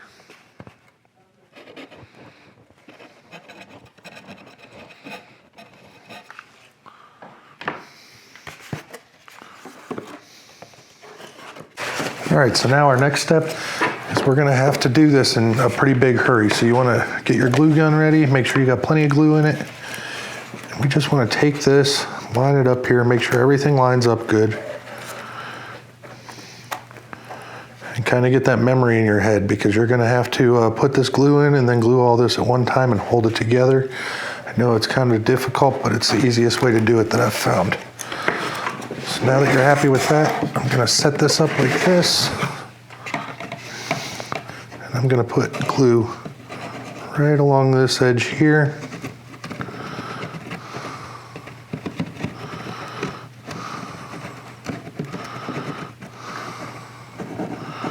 Along there. And then I'm gonna come over to this side, put a nice bead of glue right down this edge too. Now that we have that, I'm going to set it back down on the table. I'm going to gently push it all back together, just like I just did. Keep everything lined up really nice. Make sure all these facets line up with each other. Everything's on the same deck or layer, as I would call it. And we're just going to hold that until it completely cools down.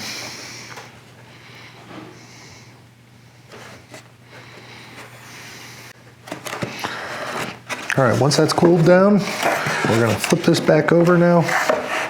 We're going to find the next doubler, which is this piece right here.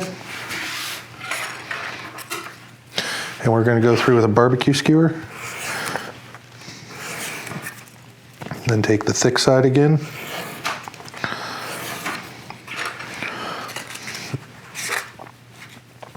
Get it folded over. So now that we have this piece done, we're going to set it aside for a minute. We're going to take this, flip it back over. I'm going to cut this dotted line out, which is going to be where our landing gear goes.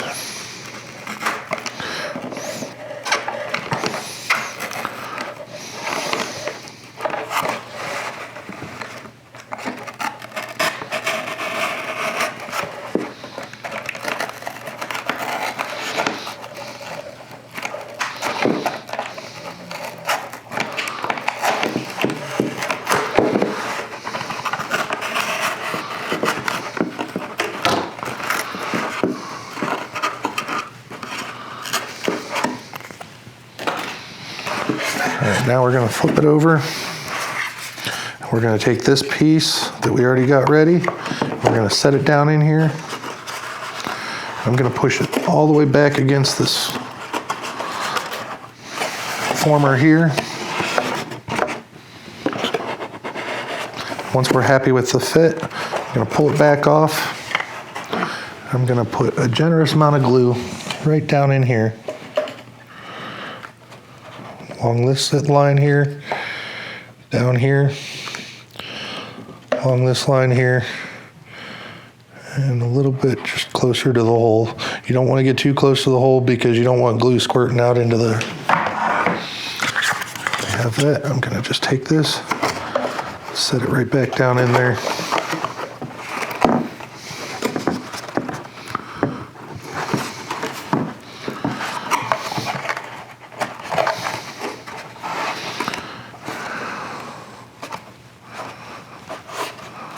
Just put some pressure on it.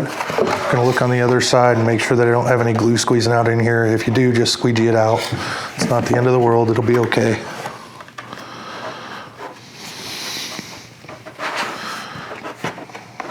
All right, now that that's in there, I'm gonna stiffen it up even more and just put a bead of glue right down along the back edge of this former, along this side, and along that side.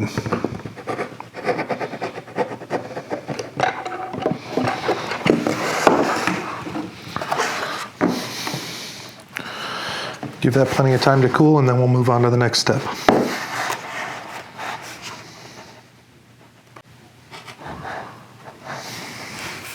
All right, for our next step, we're going to need this former, and if you look here, I weeded all the way around this.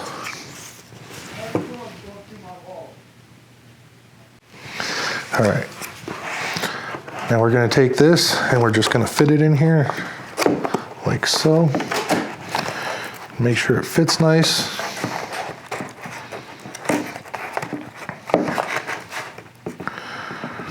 Now if you look down in here, you'll notice that the foam is down about a layer of foam thick from the top here. And that's what we want. We want to make sure that when we fold this piece over, it pops right down inside of there. And we look good on that, so I'm going to pull this back off. And then I'm going to put glue right around this edge.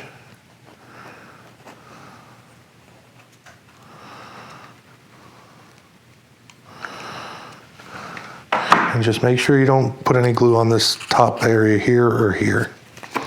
Once you have that glue on there, I'm going to take this, set it down on the table, set the fuselage right over it.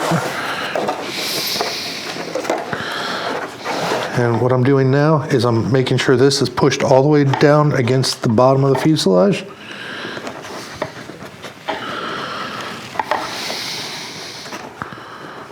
And and that everything's lined up nice, and I'm pushing it on the sides with my other hand back here.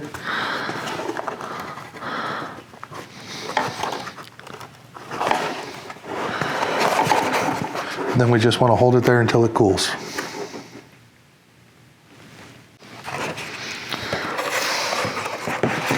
All right, now that that's cooled, we're going to take our battery tray right here, and we're going to test fit this down in here. Now it's going to slide all the way down, all the way to where this starts to bend in and fold over. Now, if for some reason this doesn't quite fit, you might have to do a little bit of trimming. Maybe you've got some glue globs or something in a certain area, but it should look something like that when you've got it done. I think we're good to go here. So now I'm just going to take some glue and put right along the edge here and just go all the way around this.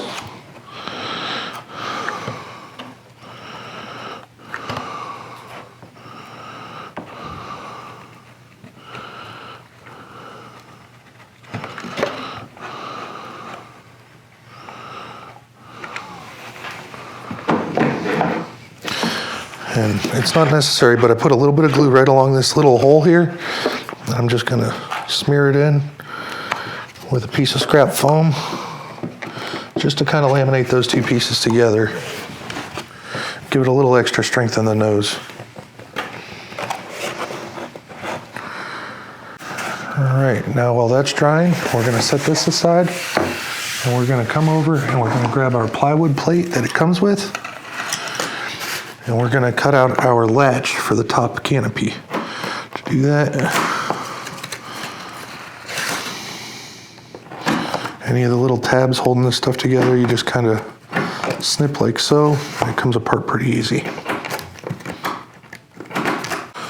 All right, now that we got them all popped out, these pieces here, we're gonna just set aside for now. That's for our landing gear, and we'll get to that in a little bit. All right, so we just wanna kind of go through these pieces, and sometimes where, you know, our pieces are that hold it together, there's like little burrs and stuff. We just want to clean those up a little bit, just to make sure that the stuff slides really nice in there. Like right there, I feel a little bit catching still, so I'm going to trim just a little bit more out.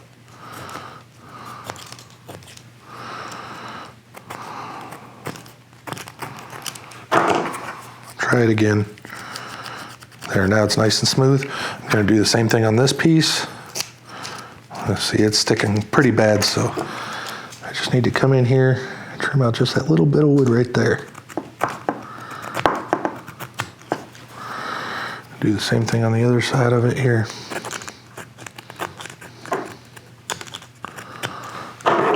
Now we're going to test it again, and now it feels nice and smooth.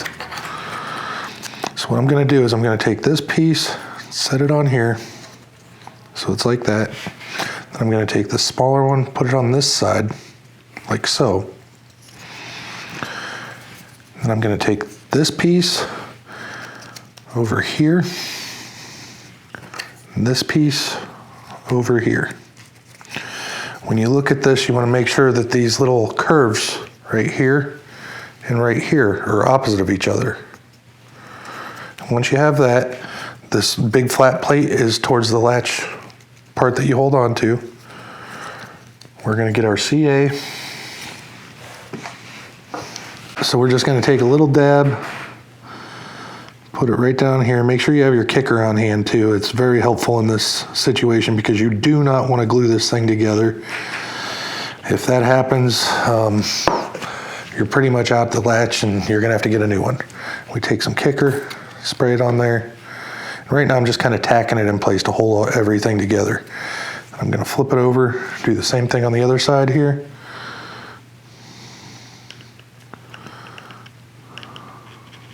Like so. Same thing, just spray a little bit on there. And I'm going to grab this latch and keep sliding it back and forth. Make sure it's not catching or anything. Nothing's held up. We're good so far.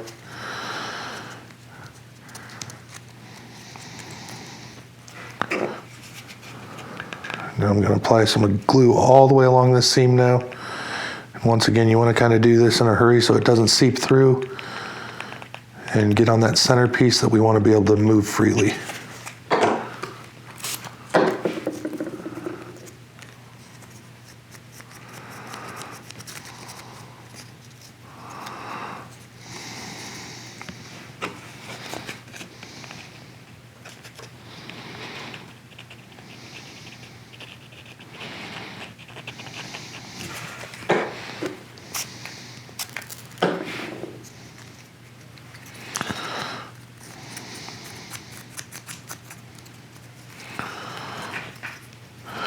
And then after we get that one all glued, we're gonna work on this top plate. Same thing, we just wanna set some CA right on here along that joint.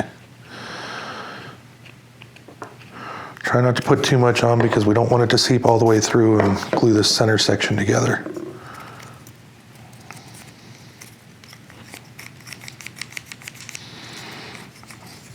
Flip it over, do the same thing on the other side.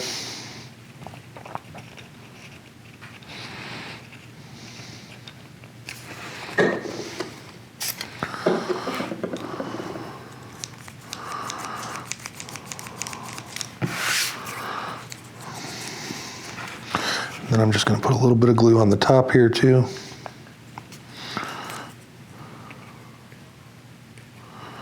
Along these edges here.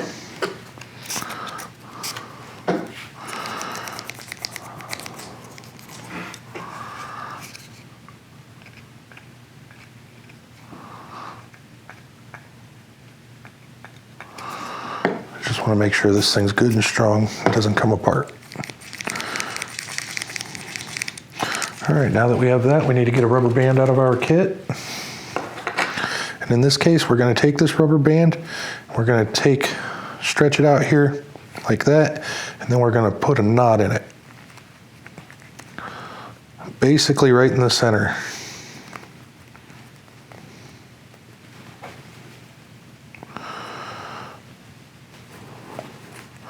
So you end up with that.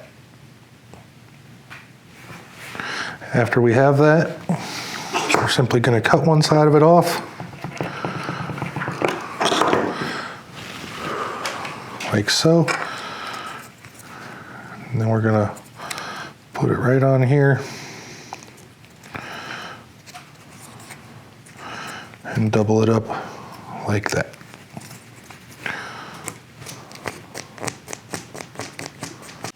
And then we're going to come back to our fuselage.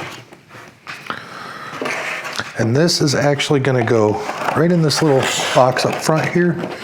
And then you slide the latch right up through this hole. You want to kind of slide it back and forth, make sure it moves freely in there, which it looks good.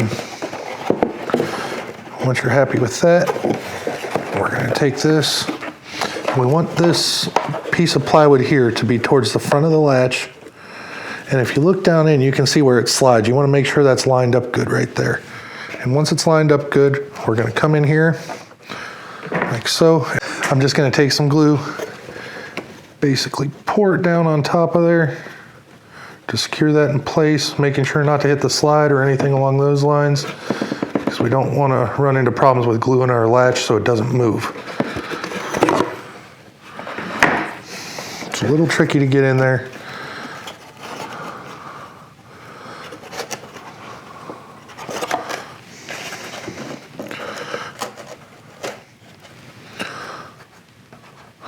And we're going to let that cool for a little while like this, so that way the glue doesn't run in any bad ways and, get anywhere it shouldn't.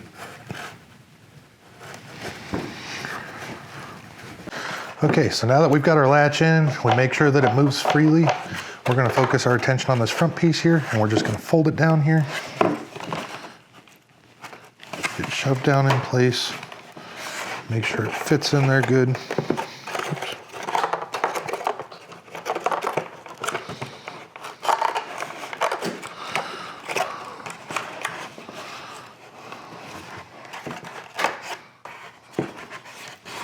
All right, and that looks great. So now I'm going to pop it back off of here, flip it up. We're just going to put some glue. Oops. We're just going to put some glue right here on this edge to that line. Same thing on the other side. And some right along the front here. And I'm going to kind of skip away from the latch area, just so we don't accidentally get any glue in there and mess anything up.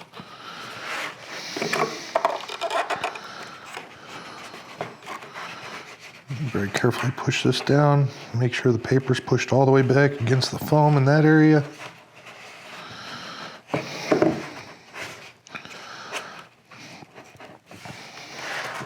Next, we're gonna flip this up and we're just gonna put some glue along this area and this area right here.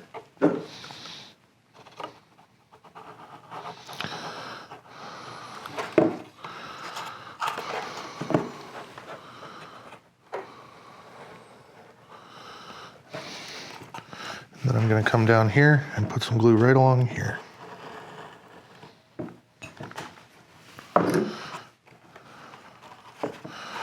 Then simply push that down in place.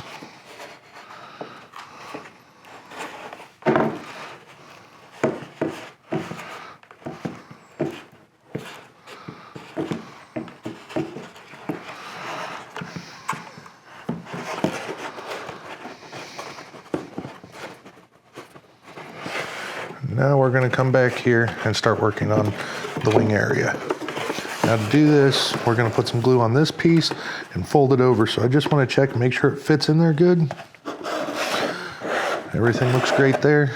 So now I'm just going to place my glue right along here. I want to try to avoid the holes that are in here just because, you know, that's where the barbecue skewers go through that hold the wing on. And don't want to make it difficult to get those barbecue skewers pushed through.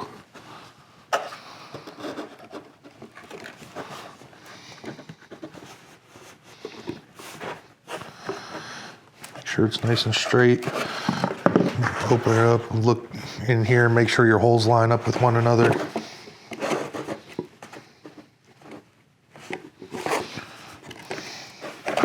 Then we're going to do the same thing on the other side.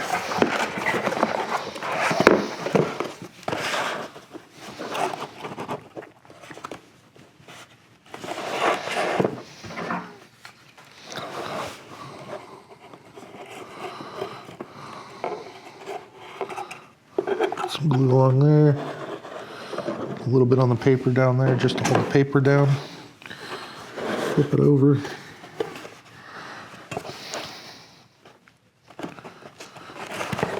Check and make sure the holes are lined up. In this case, they're off a little bit, so I just gotta slide that down just a hair. That's better.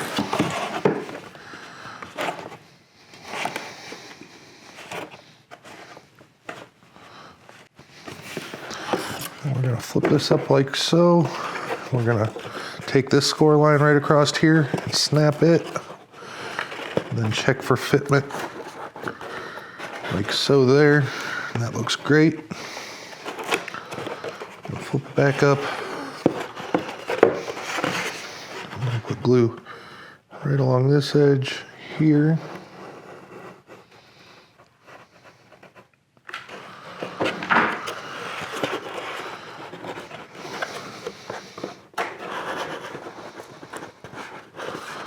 Flip that down in place. If you guys are worried about burning your fingers, you can always take your ruler just to push it into place, make sure that it's nice and flat.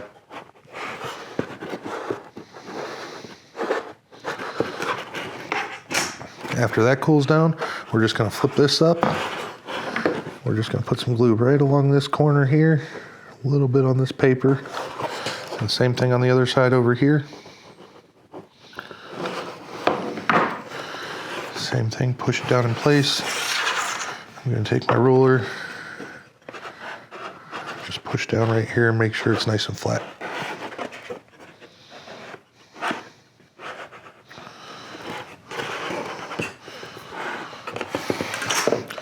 Then we're going to do the same thing on this side. Break it like so.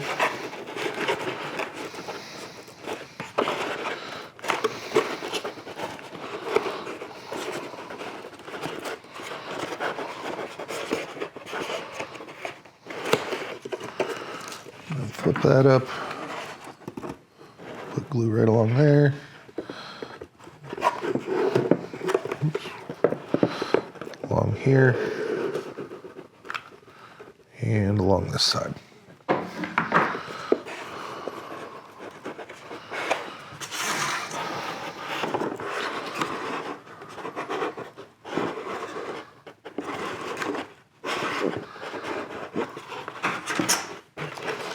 Flip up the last tab, put some glue along that edge, and this edge over here.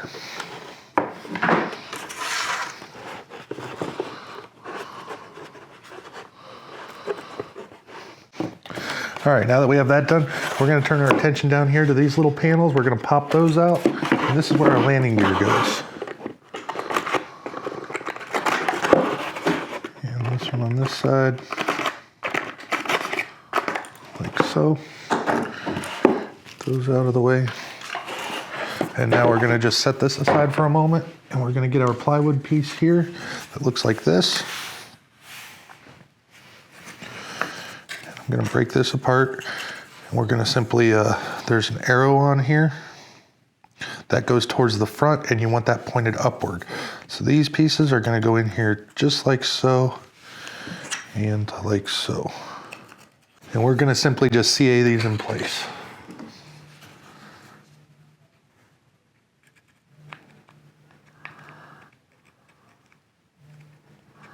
Now, if you look, I've got the arrow right there. I'm gonna make sure this is on the bottom, not covering up the arrow at all. Set that right in place there. I'm gonna spray some accelerator on it just to hurry this process up a little bit. I don't have to hold it as long.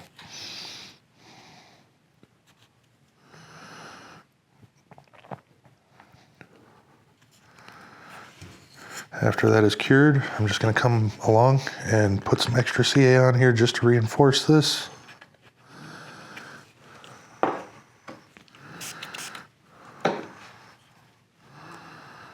Then I'm gonna do the same thing on this side over here.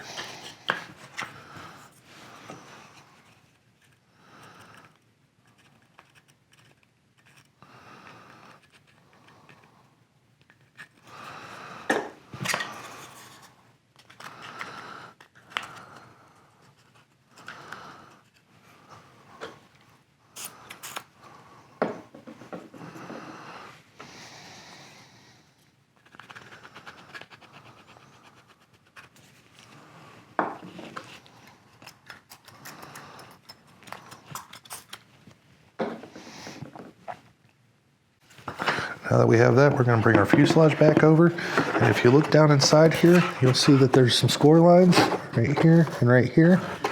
We just want to have this arrow pointing towards the front of the aircraft. We're going to set this down in there, make sure it fits good. A lot of times when you do your joint down here on the bottom, you'll see that there's some hot glue down here.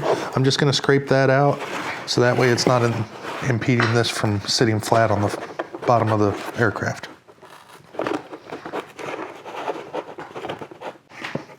Now that I got this little bit of glue removed, I can test fit again, and it sits nice and flat down in there, and it's pretty level with the bottom edge of the holes. I'm happy with that, so I'm gonna put my glue in.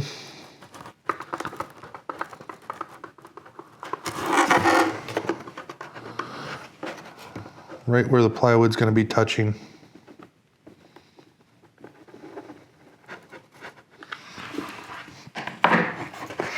Like so. And then I'm gonna set this right down in there.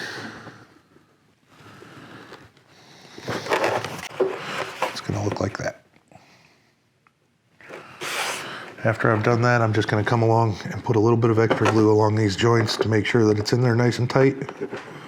We don't want our landing gear falling off.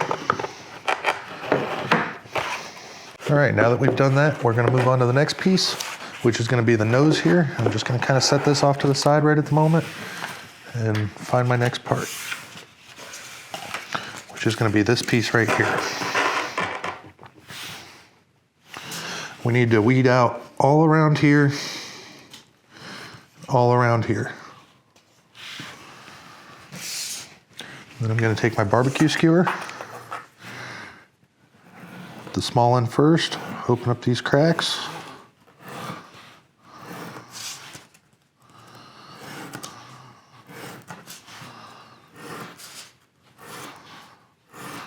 Then come back through with the wide end and do it all over again.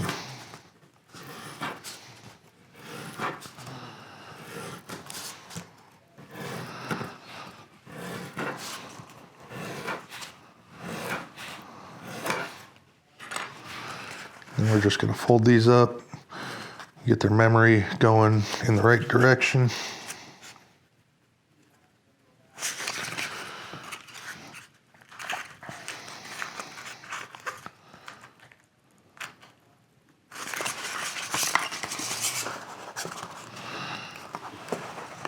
gonna flip this up like so, fold it around here, check our fitment.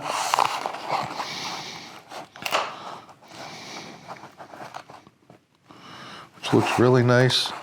Now when we go to glue this, we're gonna fold this tab and this tab back, like so. And then we're gonna come along here, and we're not gonna glue right along here. We're gonna start right on this edge, about 1/8 of an inch, 1/4 of an inch back from the edge. Go all the way around here. Through there, around this side,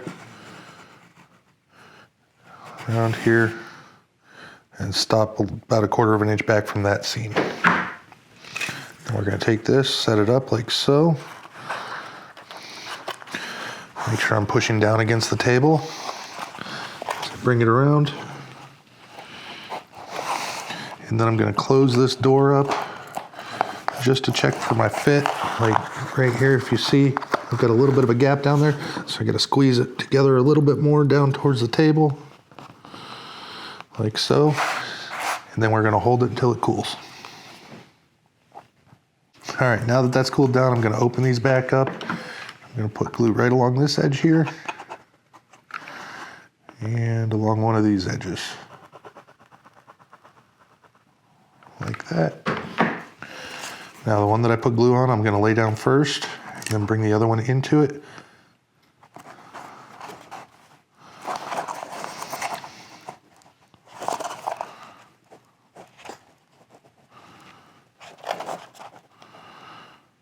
And then just hold that and make sure you wait for it to cool down. After that's cooled down, we're just gonna simply take this piece, flip it over here, test fit it, make sure it goes in good. Then we're gonna open it up and put glue all the way around here.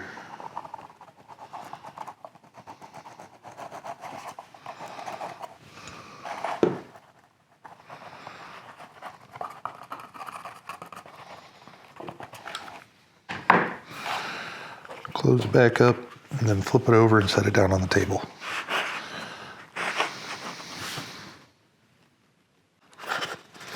Okay, now that that's dry, we're gonna set that aside. And we're gonna grab our next piece, which is the nose. And in my opinion, this is one of the most complicated areas of the plane. It's just really tight up here, and there's a lot of detail that goes into it. And also a lot of bevels. So to get started here, we're gonna break all these seams open. Like that. And then I'm gonna simply just fold it over. I'm gonna go right along my edge lines here and do a bevel.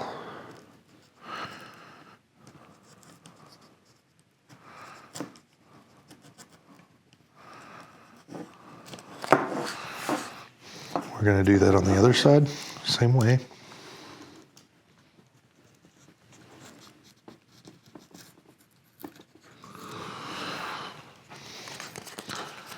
We're going to flip it this way, do this bevel here. Now these bevels are not very large. We're just kind of shaving off just enough to make this come around the way it needs to.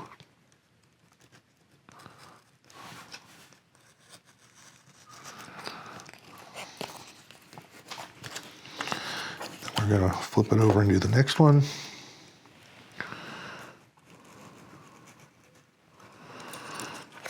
That over, do this one.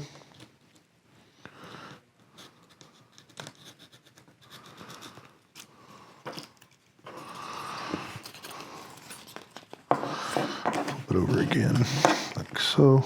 Do this one.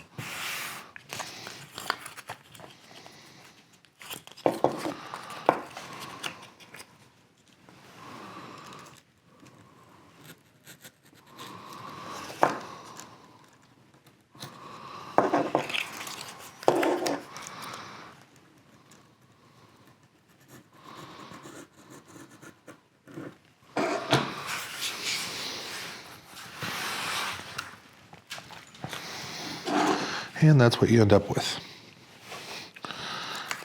Now that we have that, we're gonna simply just start bending around here, see what resists us, like right here. It's got a lot of resistance, so I'm gonna take this barbecue skewer here and here, then flip it over, do the same thing again, there, and there.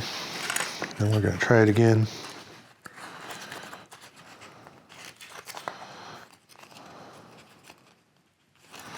Got a little bit of resistance in this one, so I'm going to take the wide end of it, go right through there a little bit, and through this one a little bit. And we're just going to do all of them, just to make it a little bit easier. I'm just checking to make sure if it lines up, and it's looking really nice. So now I'm just going to apply a little bit of glue right along here. And here. And then we're going to simply just close up this side like so. Wait for it to cool down, and then we'll do the same thing on the other side of it. We're going to come over to the other side here, and like I said, just check, make sure it fits good. We look good there. Now I'm just going to put some glue along these two edges, right there, right there. We're going to flip that together, line it up, hold it until it cools. All right, now that that's cooled down, we're going to bring our other nose piece back over, and we're just going to check for fitment on this. And if you look, you have to have it lined up the right way, like so. Check it. Everything looks great there.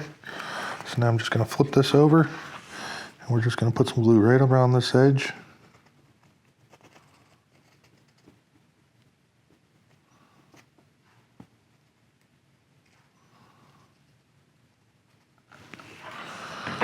Set it back down on here. I'm just going to apply pressure where needed to have it line up with the next former back.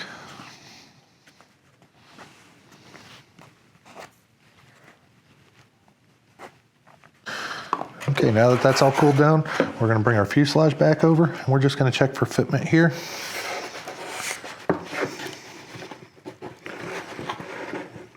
Want to make sure everything lines up good on the bottom edge here and on the sides. And if it's off at all, just, try to split the difference on everything and, make it the same all the way around. On this one, it looks really nice.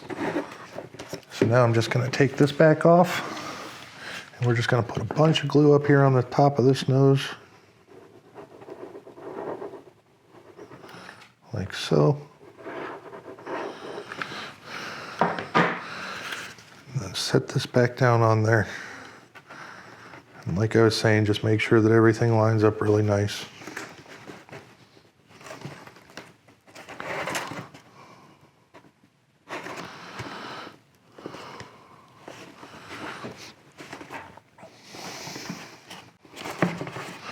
All right, now that that's cooled down, we're going to set it back down on the table here. And then we're going to get our next piece, which is going to be our hatch for the top here, the canopy where the battery and stuff goes.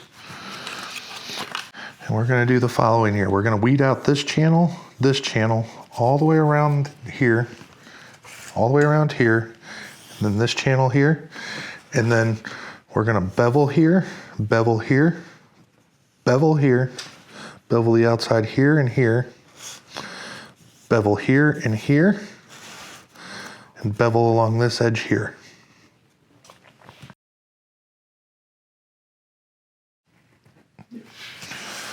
After you get that done, we're going to come through with our barbecue skewer. Open up these channels. Then flip it over and use the larger side on it.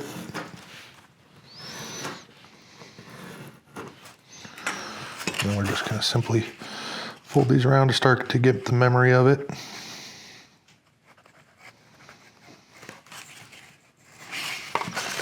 Same thing on this side.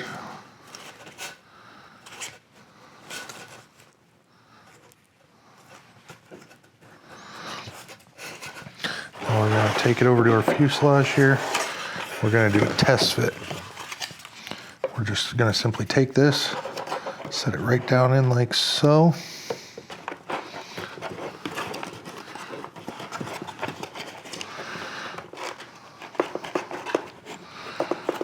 Make sure everything looks really nice, which it does there. Then we're gonna pull this back out. All right, so our next step is gonna be to make sure that this is all weeded out here. We wanna keep the paper down at the bottom. You'll see an etch line that goes around here, and you just peel all the foam off of that area.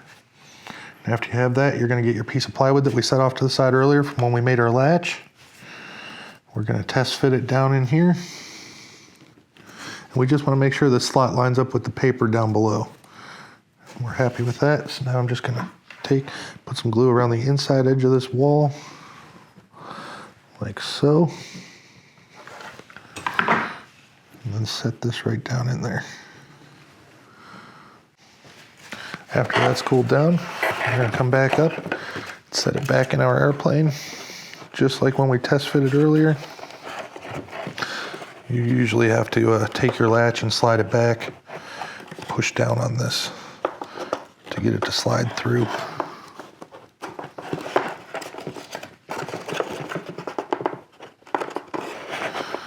Like so, and it's locked in place now.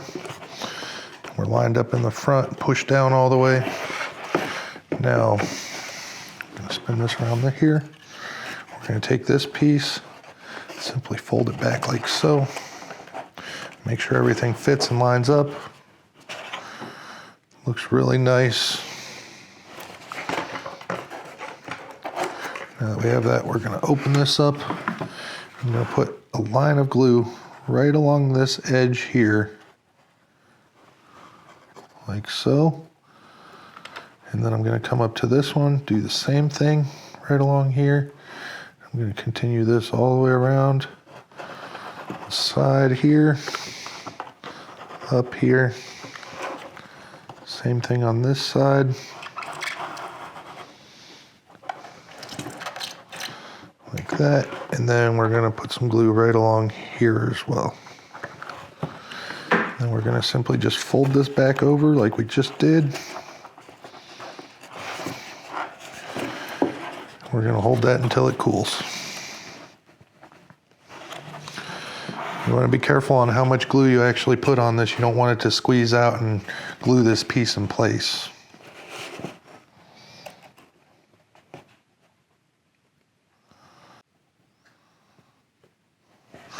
All right, now that that's cooled down, we're gonna simply take this top piece, flip it over here, check it for fitment as well.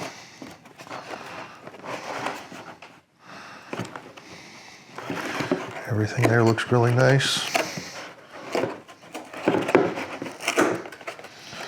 Gonna open it back up.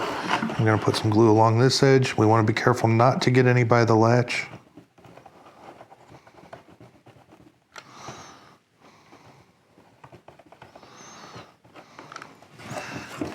And then I'm gonna flip this way and put some right along here as well. And we're going to tip this back down in place. Make sure you keep your windshield lined up here, and then we're going to take our thumb and just kind of push back in here and make sure it's all pushed down and glued together good.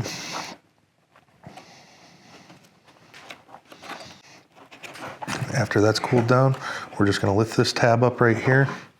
We're going to put some glue down in this corner, along this edge here, and a little bit along the bottom down in there. And then simply fold that back over. I'm going to get my ruler out so I don't burn my fingers.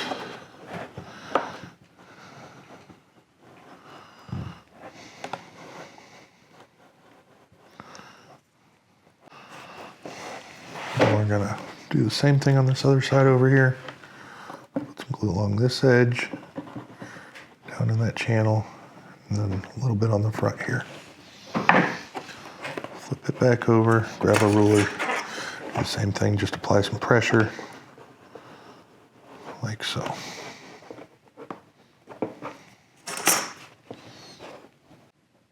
All right, now that that's all cooled, we're gonna open up our latch, pull the canopy off.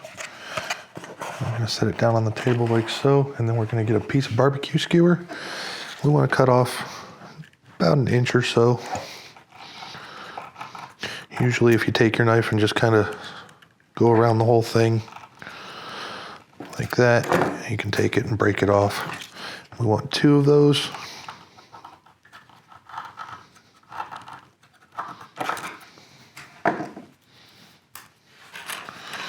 Then I'm going to take the pointy end of my barbecue skewer, shove it right down through this hole, and this hole here. And then we're going to take our barbecue skewer with some glue, put a little bit of glue down in each of these holes, slide these in like so. You want just about 1/4 of an inch or so sticking out, maybe a little bit more than that. And you want to try to make sure they're nice and straight and parallel, you know, that way and that way. Once we have those in place, I'm going to come back in here. I'm going to reinforce this with some more glue just to make sure they don't get pushed out at any point. Just glob some glue on there and on that one.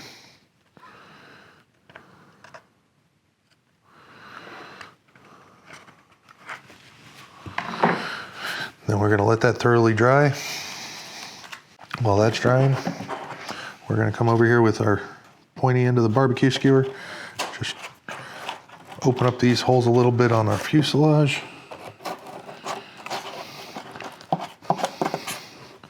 These ones I usually kind of just roll the barbecue skewer around a little bit, different angles and stuff, just to give it a little bit of extra wiggle room.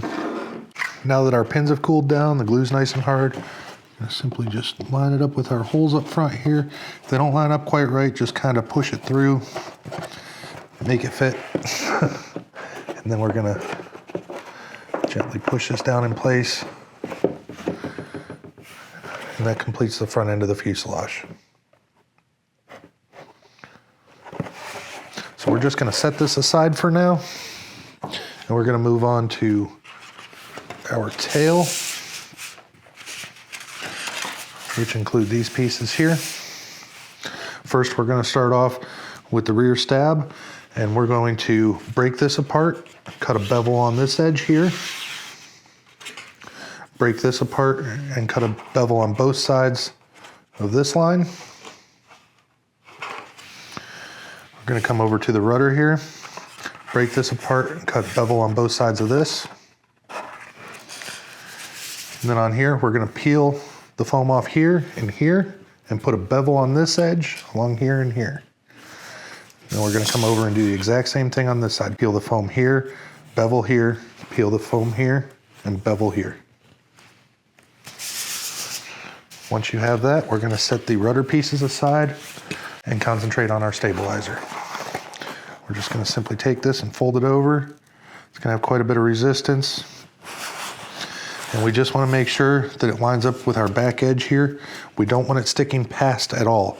It's okay if it goes that way a little bit, but we do not want it sticking out this way at all. That looks really nice. So we're going to fold it back open. Make sure you have plenty of glue in your glue gun. We're going to put some along the leading edge here. I'm going to skip this section right here because as you see, there's 2 holes. And if you put glue right there, it kind of squeezes out and makes a mess. Once we have that, we're going to put some glue along here.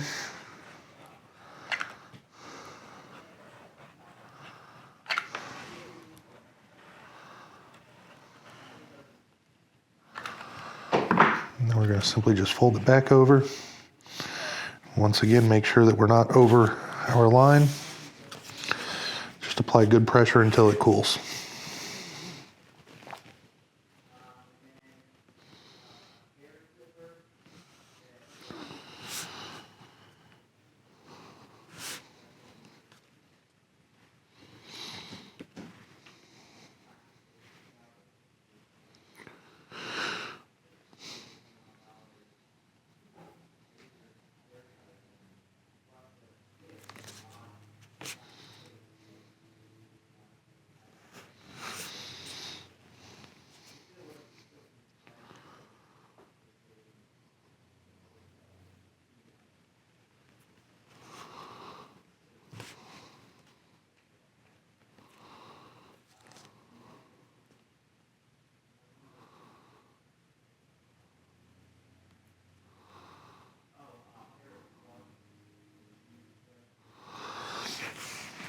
All right, now that that's cooled down, we're gonna fold this open here, and we're gonna reinforce our hinge joint here by just adding some glue.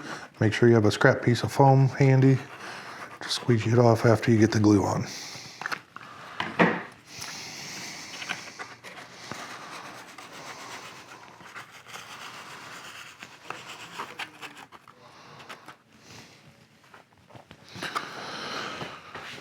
Then you're gonna hold that open until it cools down.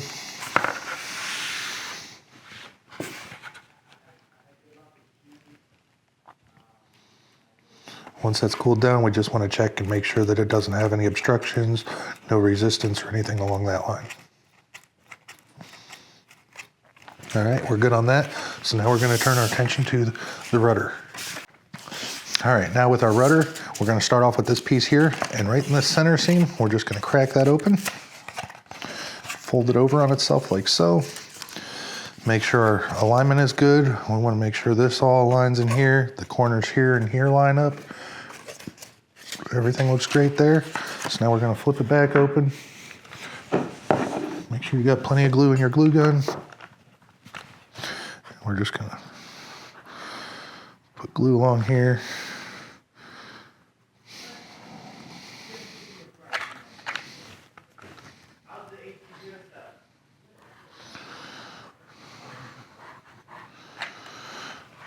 And we're going to fold it back over.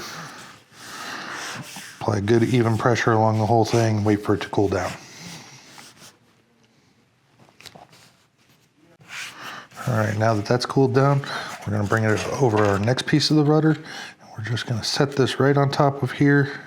You just wanna line up the edges up here and down here, and have this piece slid all the way over to where our bevel is.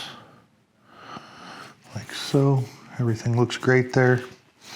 So now I'm going to take this away. I'm just going to put a nice thin bead of glue. You don't want to go too heavy. Right along there. And along there. And I'm keeping it slightly back from the edge so that way we don't get any glue down in our hinge line. I'm going to set this back on. Line it back up. Like so. And then I'm just going to push the paper down, make sure that glue grips onto it. Like that.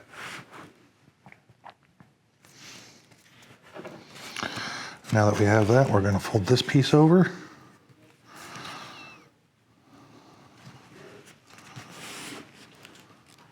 Check and make sure everything's aligned along here, up through here, and up at the top. Looks pretty good.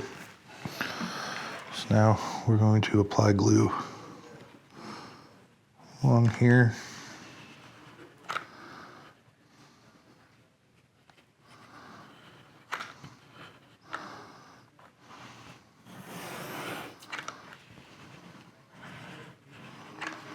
Like so. And fold it back over. Keep good pressure on this until the glue completely cools.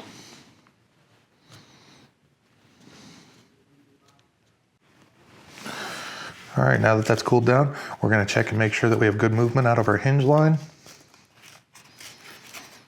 Everything looks great there.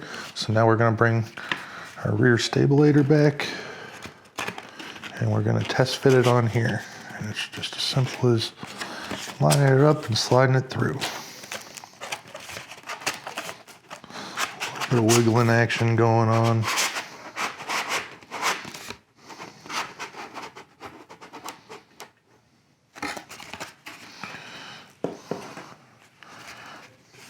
All right, it fits nice. Now if you look on the bottom of your rear stab, you'll see some niche marks there, and then right on the nose there and there. Those are alignment marks for the rudder.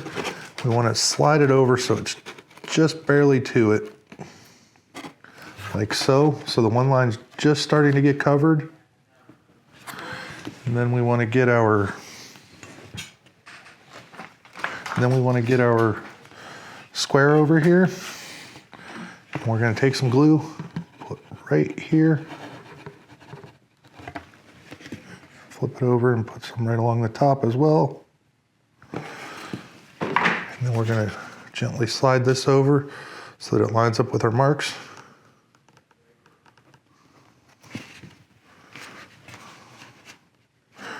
And then we're going to take our square and hold this. Make sure this stays nice and square and perpendicular with each other until it cools.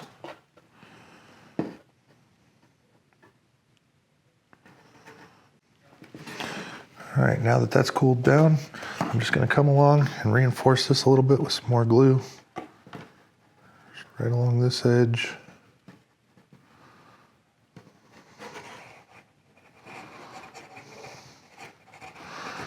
Right around the front. And then along this edge. Come all the way back to where the hinge line starts.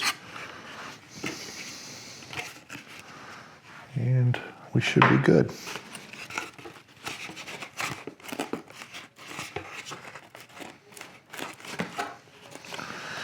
All right, now that we're all done with that, we're going to come back to the rear part of our fuselage.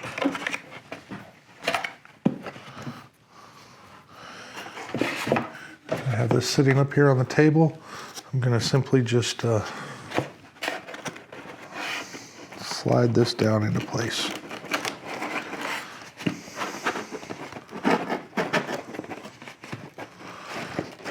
If you look down here on the bottom, you'll see that there's a notch down here, and there's a notch in the rudder that corresponds with it. We just want to make sure that it's pushed completely back up against this piece of foam, like so. And we want to look up front here and make sure that the leading edge of this rudder right here is flat against this foam. You don't want to put a lot of force forward because it'll change the angle of the wing. We don't want any of that. We just want to make sure that it's just to it. All right, now that we have that, we're going to come along the bottom here, pull this out just a little bit like so, slide it back. I'm just going to put some glue right along here, like that. And we're going to slide it back in. Make sure we align our pin down here. I'm just a little bit of force down here. Once again, I'm going to come up front, make sure we're right on that little niche mark right there. It's right even with the fuselage. And if you sight down this way, it's right up against that. Allow that to cool down good without moving it. All right, now that that's cooled down, we just want to check and make sure everything's aligned. So I'm just going to take my right angle, put it up against the fuselage, slide it right up to the tail. And as you can see, it's lined up good. It's nice and square with it.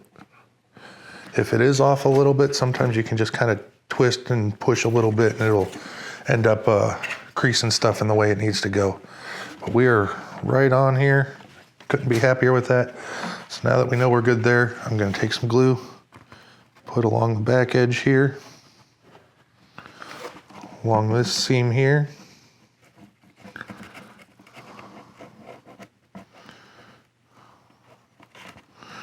Right up to the front. Then I'm going to get a squeegee. Squeegee off that extra glue along that joint and along that joint. And then we're going to repeat the same process on the other side of it.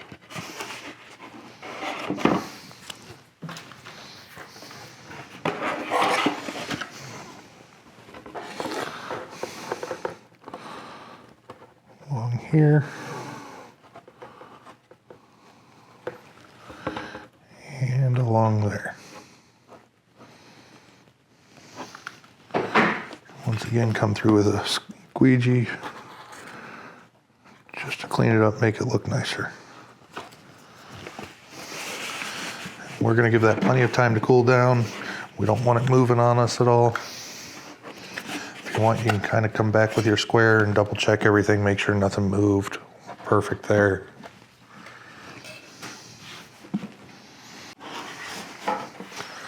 All right, now that everything's cooled on the tail, I've got my two servos out for the rudder and elevator, and I already centered these and got them set up. You basically want the arms opposite of each other like so.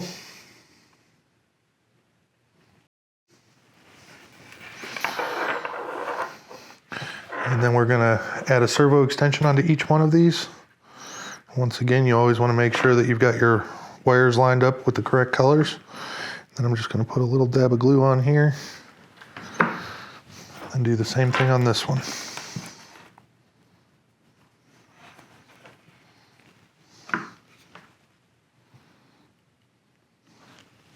So we wanna have it so that the linkage is as far back as we can get it so it's shorter and we don't have as much of a bowing issue or anything in our flexible wire here.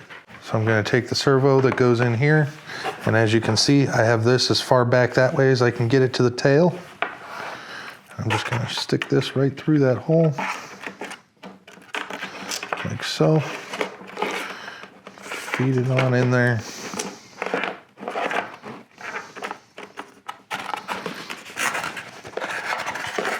Pull it out the front. I'm just going to push this into place like so. And I'm going to come through with some glue, lift it up a little bit, put a little dab of glue on each side, and then push it down.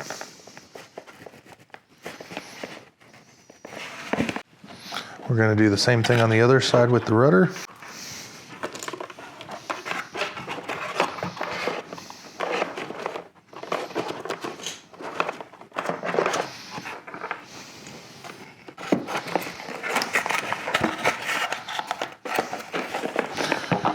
And same thing with this. We want to make sure that the arm is as far back as we can get it.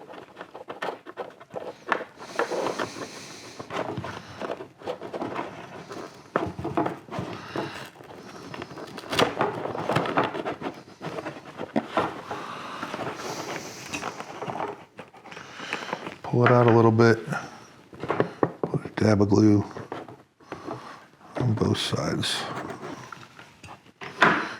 and push it back in. Now that we have that, I'm going to flip this over like so. We're going to get our wire, and I'm putting it in the farthest hole in the servo here, so we can get lots of control out of this thing. Over like so, and then we're going to get our control horn, slide it right down into this etch mark here, making sure that our holes are lined up perfectly with the hinge. And I'm going to get my Sharpie out. We're going to want to hold the elevator nice and parallel here.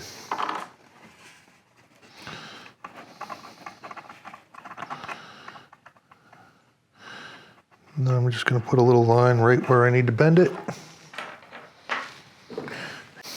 Get my needle nose pliers out. Put it right on that spot. Bend it back towards me.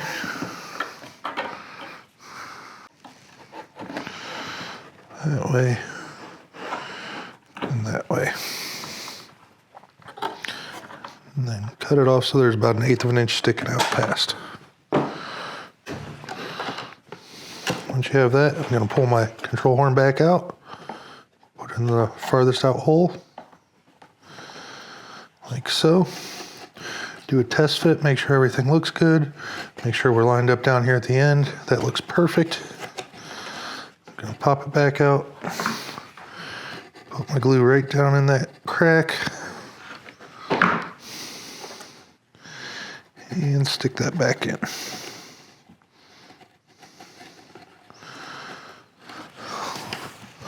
Make sure you allow that to cool so that way you don't have any problems with it getting moved around or bumped when you're doing the rudder. Okay, now that we've allowed that to cool, it's lined up good. We're going to flip this over to the other side here. We're going to repeat the same process on the rudder. I'm going to put it in the farthest out hole.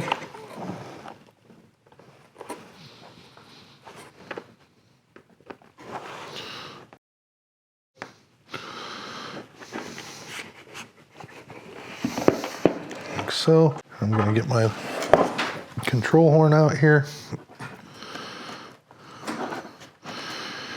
Get it set down in place.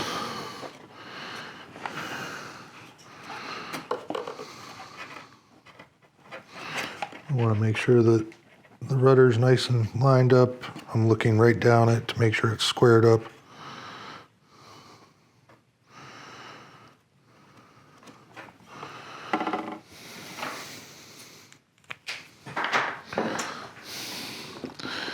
I'm gonna grab it right on that mark, bend it up towards myself again.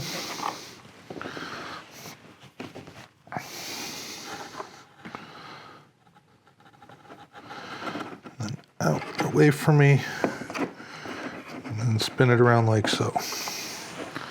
Once we have that, we're just gonna cut it off.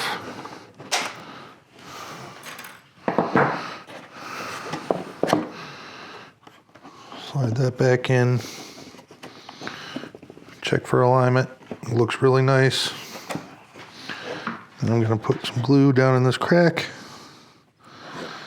And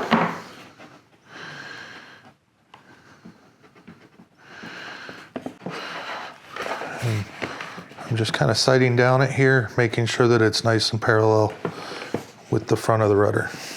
We look pretty good right there. And you're going to want to make sure this cools really well before you move on to the next step.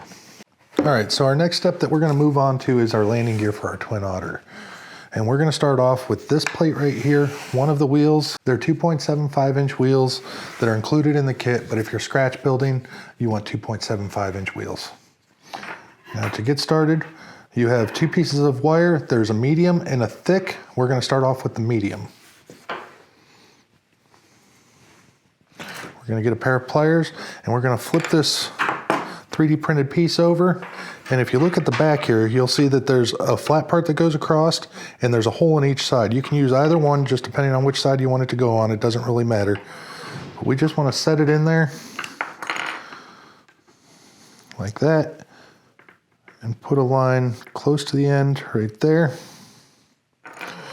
which should be roughly about a 1/2 inch. And then we're going to put a bend in that 90 degrees.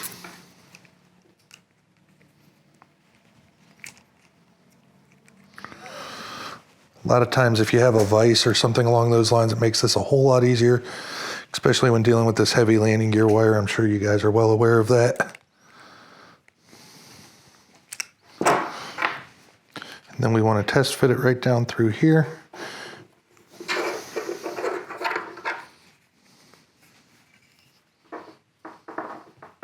A little bit of pressure and some twisting, it usually goes right in.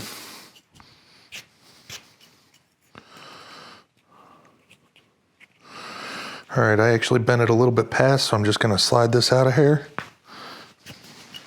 Take some cutters. We use bolt cutters, but you guys can use a Dremel tool or a grinder.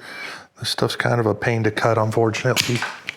And always watch your eyes when you do it, just in case a piece shoots up on you.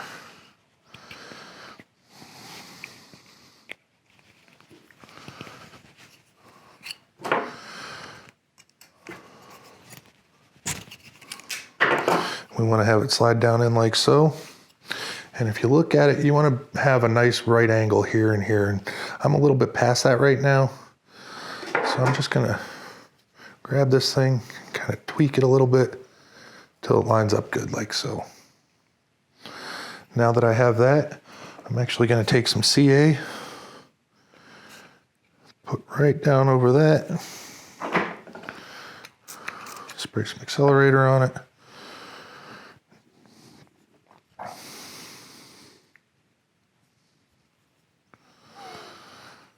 Now that we know that's good and solid, I'm going to get a ruler here, and I'm going to measure from where it comes out of the plastic 3D printed part out 2.5 inches and put a mark.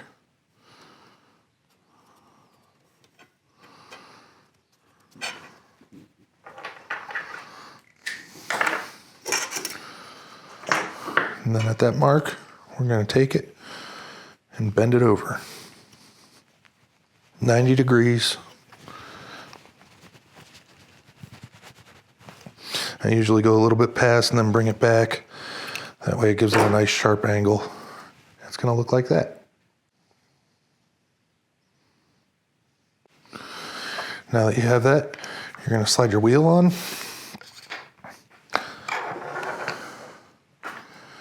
Take your Sharpie, and we wanna come over a little over 1/4 of an inch from where the wheel is. Put a mark there so that way we have enough room for our wheel collar to slide on. And get the wheel out of the way. Once again with my bolt cutters.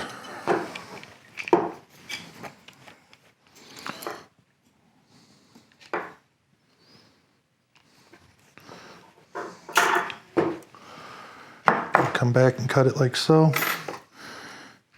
Then slide it back on. Get our wheel collar over here.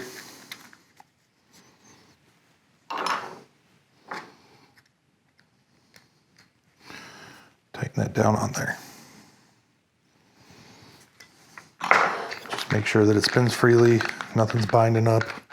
Perfect. All right, so now we're going to take our fuselage. This and the 3D printed part that goes into the fuselage. You basically just take this, there's a notch in here, you just slip it in, click it into place like so. You want to make sure that the clips are towards the back. You just got to kind of wiggle it around and play with it and get it to fit down in there. Once you're happy with that, we're going to move that out of the way. We're going to go right along this inside wall like so. Get plenty of glue on it, and I'm going to put a little bit right along the edge here and here and the back. Then we're going to simply just take this, set it right back down in.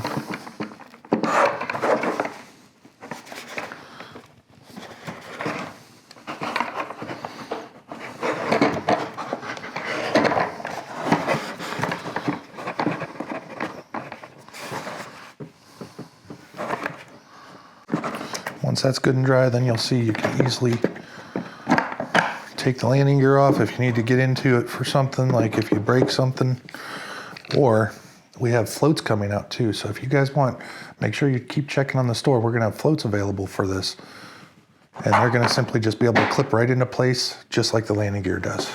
All right, now that we've got that one, we're gonna focus our attention to the back gear now. We're gonna set this aside. We're gonna grab our thick landing gear wire and these two 3D printed parts right here. Now, as you see on the backs of them here, there's a left and a right. We're gonna start off with our right one, and we need to do this exact same thing we did before. You'll see a slot on the back here, and then it goes down at more of a 45-degree angle rather than a 90. We just wanna line it up on there. Take our Sharpie, put a little mark. Now with this wire, we've got the advantage of having our own little bending machine for this. So I'm gonna go in the other room and we're gonna get this bent that way. Just makes it a little bit easier for me. And like I was saying, if you guys have a vise or anything like that at home, I recommend using that or a pair of vise grips to be able to bend this heavy wire.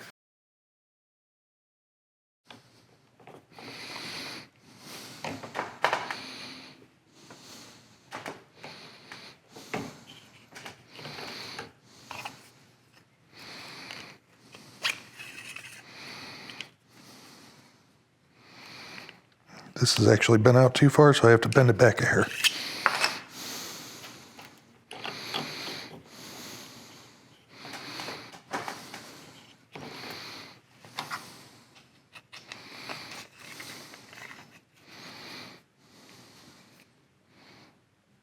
All right, now that we have this one bent and slid in place, I'm just gonna take some CA once again, put right down on here, be very generous with it.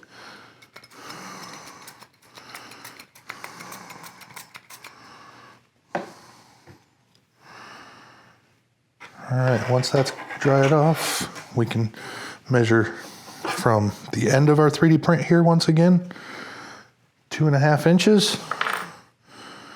And we're gonna put a line right there.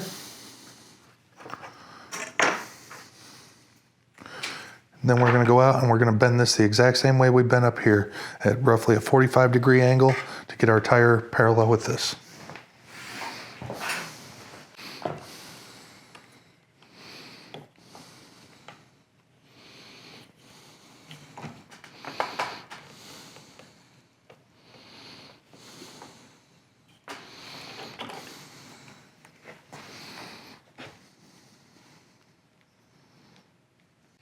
All right, so now that we've got our wire bent, you guys are gonna have to do one extra step here for the rear landing gear, and that is drill the rim out. We're using the thick landing gear wire, so this is really robust and it holds up for a long time. Unfortunately, the holes in the tires that are provided are a little bit small. So we're gonna take an 1/8 inch drill bit and simply just drill this out.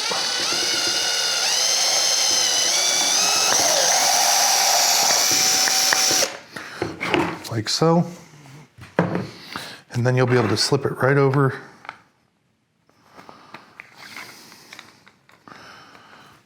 And then we're going to take our Sharpie, put a line a little over 1/4 of an inch out away from the wheel again.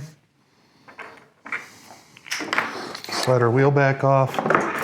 Get our bolt cutters or Dremel tool, whatever you have to use to cut this stuff. Cut it off like so. Slip the wheel back on. Get our other wheel collar here. Slip it in place. There we go. Slip the wheel collar on and tighten it up. All right, so you're left like that. Now that we have this one done, we're going to continue the exact same process on the other side. So let's get to it.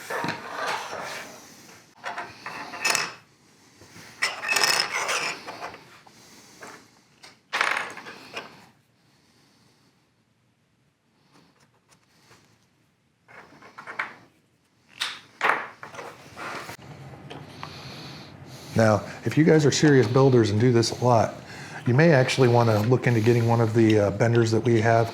There's going to be a link down in the description. Make sure you go check that out.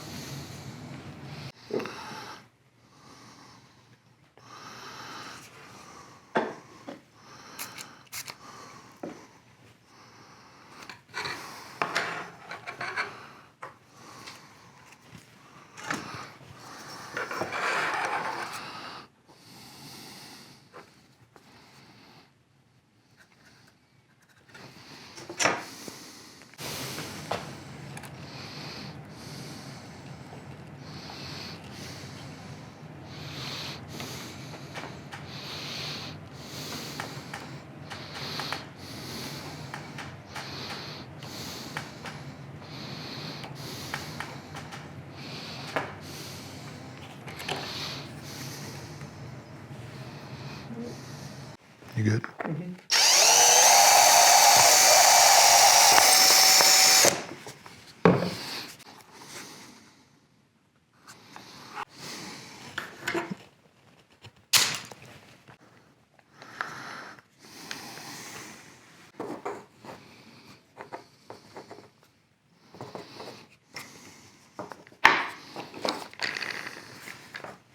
Okay, now that we've got both of these done, we're going to install them on the aircraft. We're going to simply just bring our fuselage over here.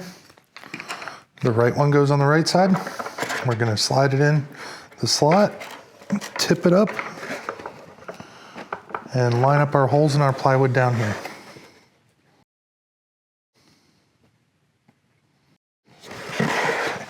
Now that we have that lined up, we have a second plate of plywood. We want the arrow pointing forward towards the front of the aircraft and on top. We're going to sit in here, line up our holes, and get one of our screws that are included in the kit that look like this. And get it slid into place. It can be a little tricky to get these started, but once you get one started, it's a whole lot easier.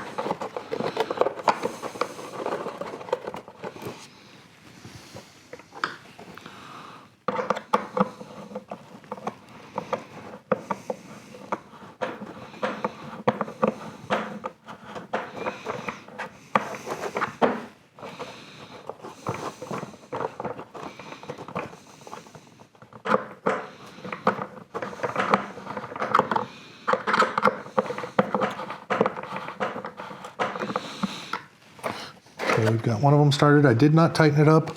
I want to leave it loose so that way I've got room for play to be able to line everything else up. I'm going to put another one in on this side.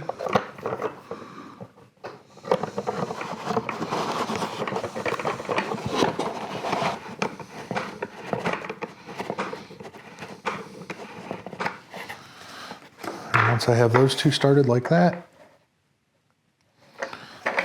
I'm going to tip it up, and we're going to take our left landing gear over to the hole on the left side of the fuselage, slide it in place like so.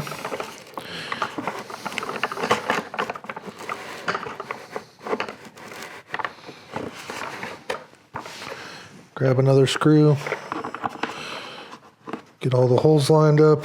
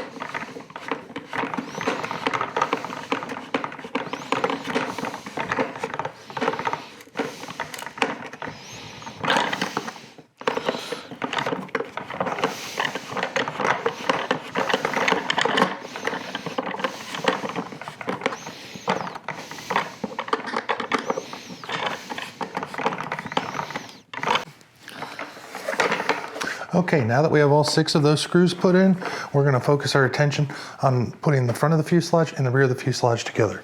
So I'm going to grab the rear of the fuselage here. I'm going to bring it up and just stick my wires right through this hole. Pull them up in here to where I can hold on to them. I'm just going to check for alignment, make sure everything looks good. It looks perfect. So now I'm going to move this back away. I'm going to be generous with the glue, and I'm just going to put a lot of glue right around here. Now, something I've noticed with the joints on these airplanes is they make a tape that's called Blenderm. It's available on Amazon. You can even get it at Rite Aid, your local pharmacies. Basically, it's a nice flexible paintable tape that's used for hobby and also for medical. And you can put that right over top of the seams, and it makes the seams look great, and then you can paint it and you'll never even know they're there. So currently I'm just making sure everything lines up good, and I'm gently pushing it this way, making sure that it makes a good connection and that everything's straight. And once again, if it is off a little bit, you just want to try to split the difference and make it the same all the way around.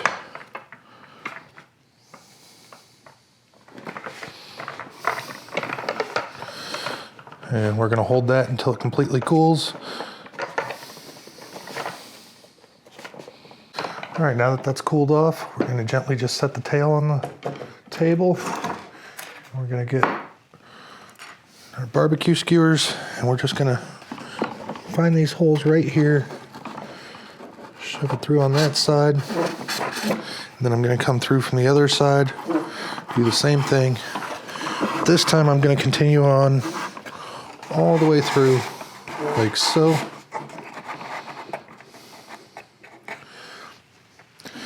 And I want to leave about 3/4 of an inch sticking out on both sides. Like I said, you just score it all the way around. And then snap it off. I'm going to take another barbecue skewer, do the same thing on this one.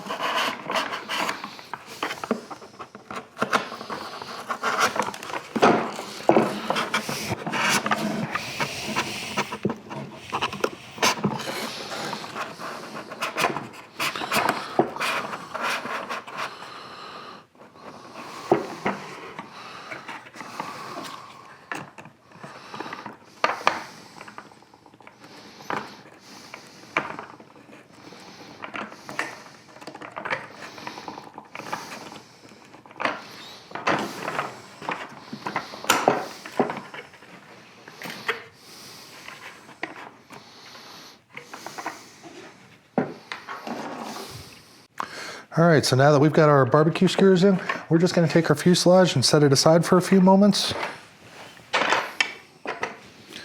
And we're gonna take the last piece of our kit out, which is this piece right here.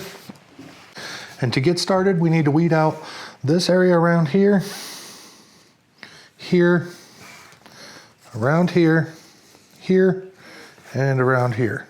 And then we're gonna put a bevel here and here. And after that, we're gonna take this piece with our barbecue skewer and open up these joints here.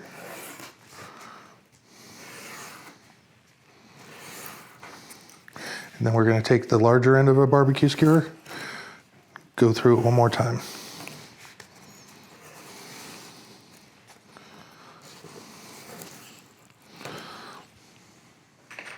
After you get done with that, you'll notice like earlier on the fuselage, there's a section here that kind of breaks away. What we're gonna do is take our utility knife, just cut right through the foam there, and there. Same thing on this side, there, and there, and then just peel those off.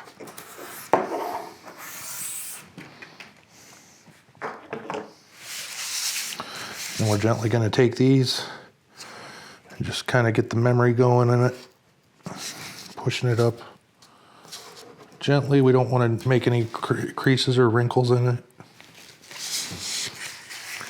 And then we're going to fold this over, same thing. Make sure everything folds over nice on the back here. All right, so our next step is going to be to put glue right along this edge. I'm stopping at this bevel here, around this edge, that corner, and stopping there. Then I'm going to simply just flip this up, and rotate these around, hold them in place until they cool.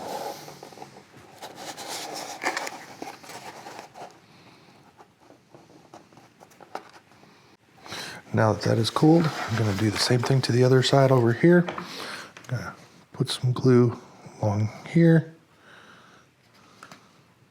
here, and here. And then we're gonna, same thing, flip it up on the table, push in on these two ends, hold it until it cools.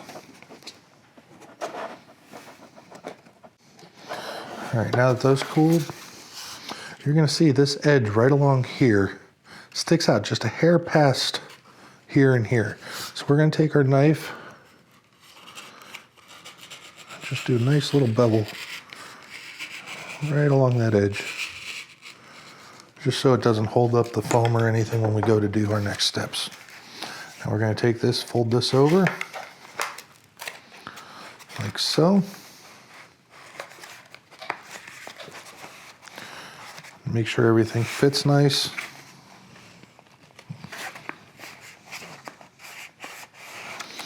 If for some reason it doesn't fit together the greatest, you'll see like on this side here, there's a little bit of a gap right here. What you can do is open this back up, and this won't always be the case. It just happens if the foam's a little thicker sometimes. We're gonna just put a little bevel right here, like that. And the same thing on the other side right here.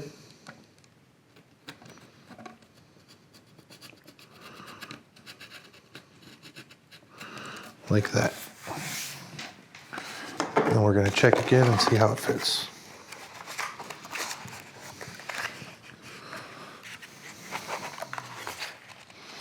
All right, that fits a lot better right there. I'm really happy with that. Now I'm going to turn my attention to up here. Once again, it's not quite seating down in where it should all the way. So I'm noticing that it's hitting right along this edge. I'm going to flip this back open. I'm going to put a little bevel right on this edge.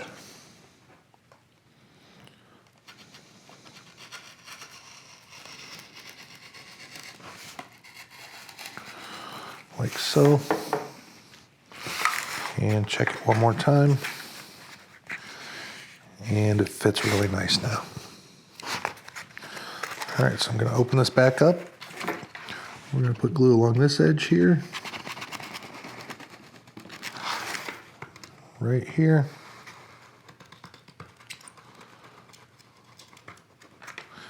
and here.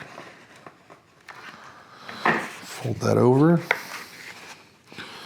I'm going to take it over to the edge of the table, and I have it sticking off the edge of the table, so just that flat piece is on there.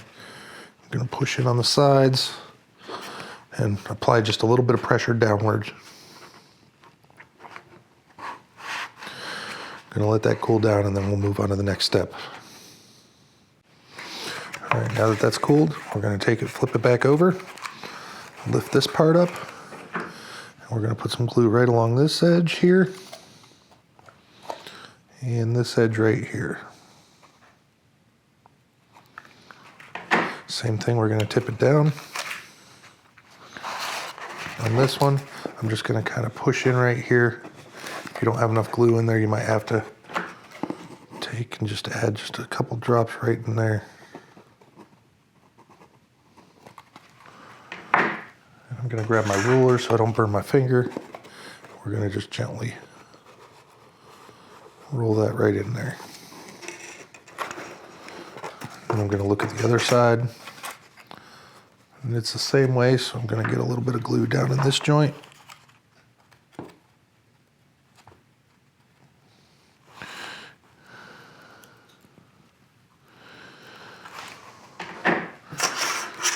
Grab my ruler.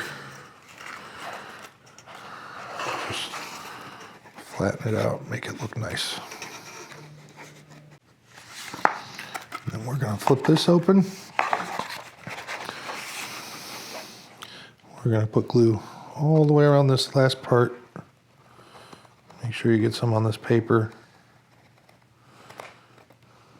This part here. I'm going to come back and try to get a little bit on this bevel right here that we did earlier. Then flip it over, bring it over to the edge of the table.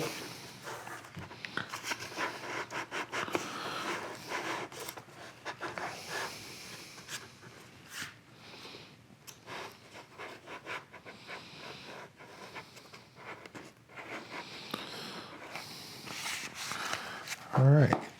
Now, in this case, because I had to cut that little bevel in there, there's actually a lip hanging off the edge of the foam here. So I'm just going to take my knife, just trim that off.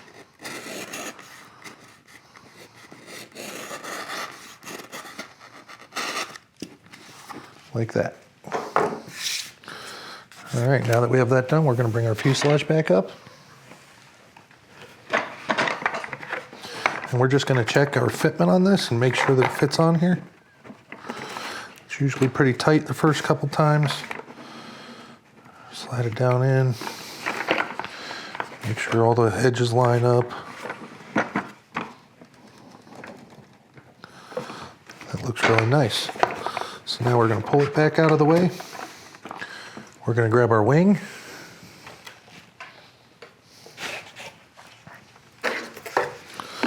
Once again, stick all these wires and everything down in. Set the wing down on here. And you'll see on here there's actually little niche marks. Those are supposed to line up with the edge of the fuselage. And then this top piece goes right down on.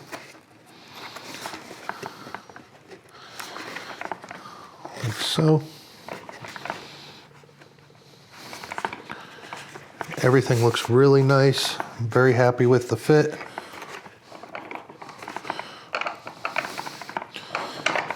If stuff is off a little bit for you, you can kind of push in on the foam and move stuff around just to get a nicer fit. But in this case, everything looks perfect. So now I'm just going to take some glue. Make sure you got plenty in your glue gun. We're just going to layer some down on here.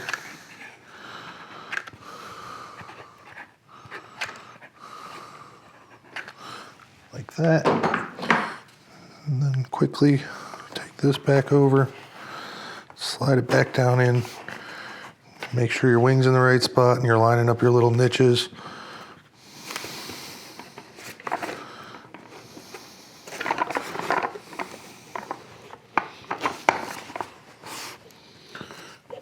As you can see right here, I see my little niche marks and I'm lined up perfectly with them. Just applying a gentle amount of pressure. We don't want to create a bunch of creases or anything along those lines.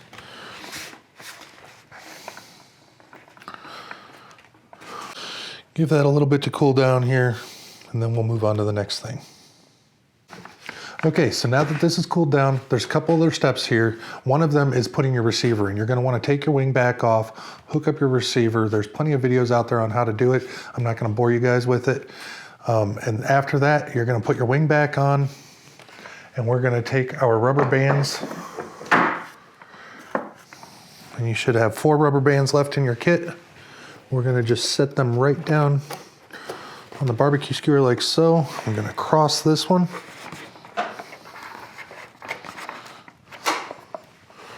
Come to the other side, cross that one.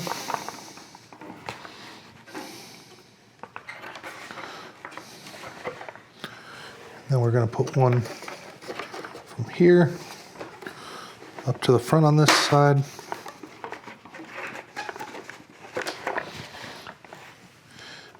And same thing on this side.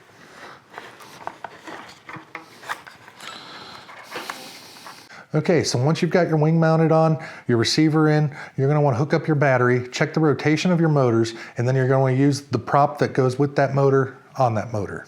The next step is checking CG. You're gonna wanna have your battery in there, and there's 2 dots on the bottom side of the wing here, one on this side and one on the other side that's corresponding in the exact same spot.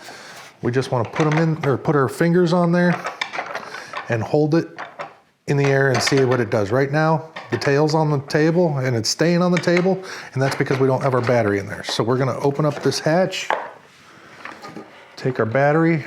I prefer using the 2300 4S battery in this plane. We're gonna set this right in the nose, and if you have it all the way up against the front edge, it should be perfect. So we're gonna stick our canopy back on here,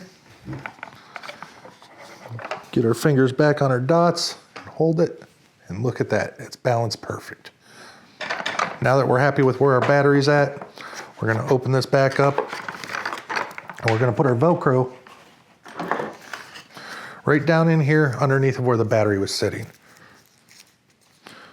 I prefer using the rough side inside of the plane and the fuzzy on my battery. So I'm just gonna stick this down in here.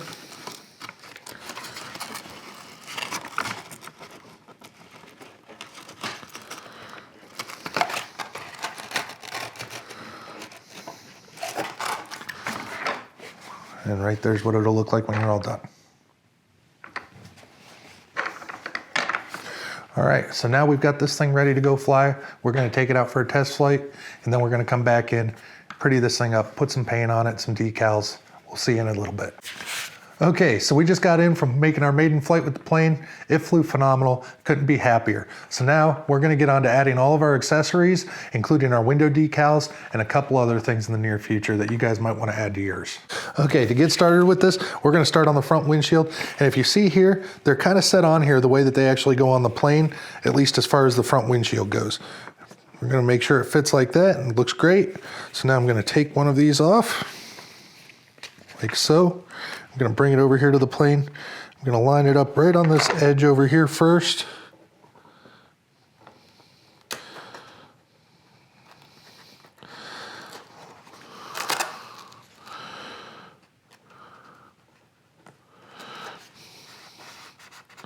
And if you look close, there's a little tiny notch right here. That's gonna line right up with that notch, and you want it to be parallel, going all the way up this window seam. And just simply lay it down on there, like so. That looks pretty good. Now we're gonna grab the other front window, do the exact same thing on the other side.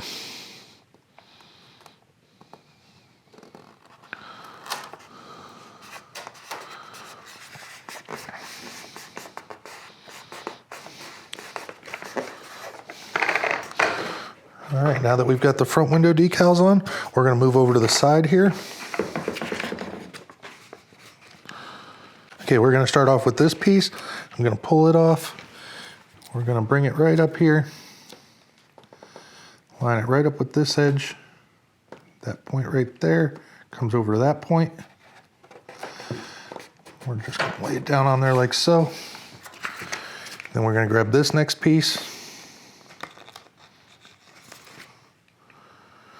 Do the same thing, line it right up with this edge, but we're gonna leave a little bit of a gap here in between them to show the window pillar that's there on the real plane. Like so. Then we're just gonna take our knife, we're gonna make a nice straight cut right down this seam where our canopy comes off like that. Then you can see as I pull off the canopy, we don't have any interference, nothing sticking. We're gonna do the same thing on the other side.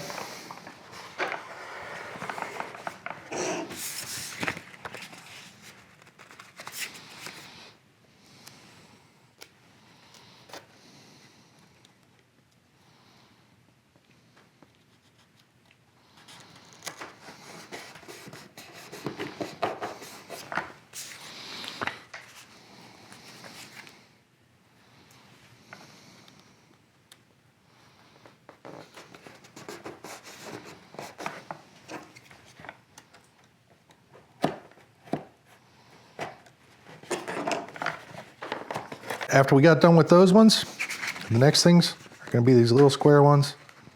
And these simply just get put on. You can use a tape measure for this, but I prefer just to eyeball it. We're gonna come down here, pretty much right to the bottom edge of this window here, which is just a hair below this. We wanna split that difference. That sounded bad. Okay, so what we wanna do with these ones is we wanna sight from here to the bottom of the wing. And if you notice, this is hanging down below the wing about 1/2 inch.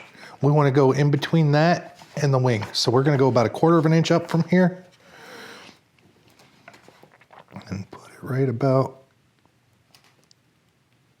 there. We're going to continue on with the next piece.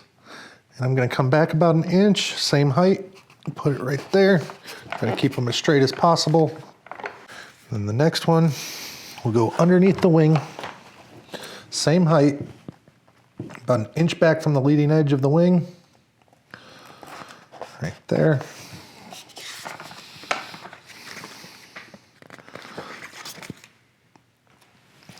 Next one we want pretty much centered in the wing, right about there.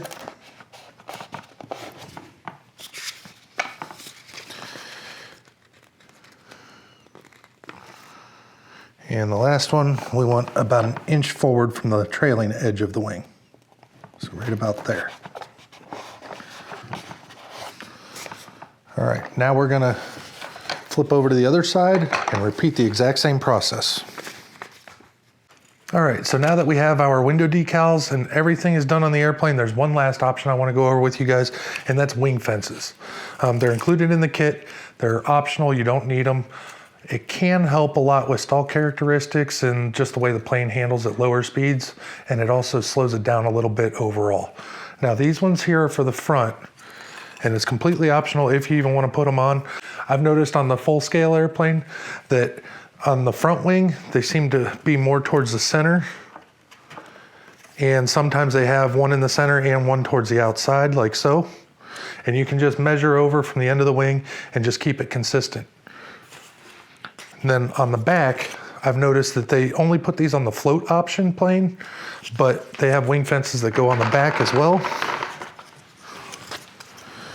And they're something like that. So we're gonna get some measurements going here and get these glued on so you guys can see what it looks like with them completely attached. All right, so on mine, I've decided to start out, I'm gonna measure off the front of the fuselage here. I'm gonna come over right around 9.5 inches, and I'm just gonna put a little dot. Then I'm gonna move back a little bit, and put another dot 9.5. And then from that 9.5 inch mark, I'm gonna come out, we'll say 10.5 inches, put another mark. Same thing off the back one, 10.5, just like so. Then I'm gonna take my wing fence and the hot glue gun, and I'm gonna simply just put some hot glue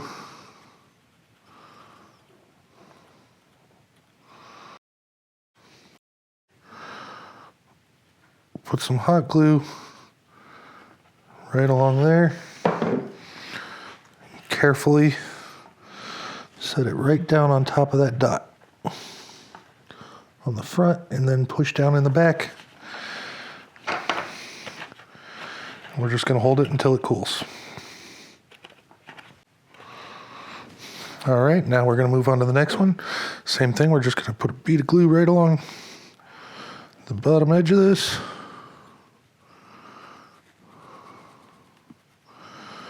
Like so. Then we're going to line it up with our marks, slide it over the leading edge, and push it down in the back. And hold on to that until it's cool. And then we're going to repeat the same process on the other side of the wing. Okay, now that we've got that one done, we're going to flip it around here to get to the tail.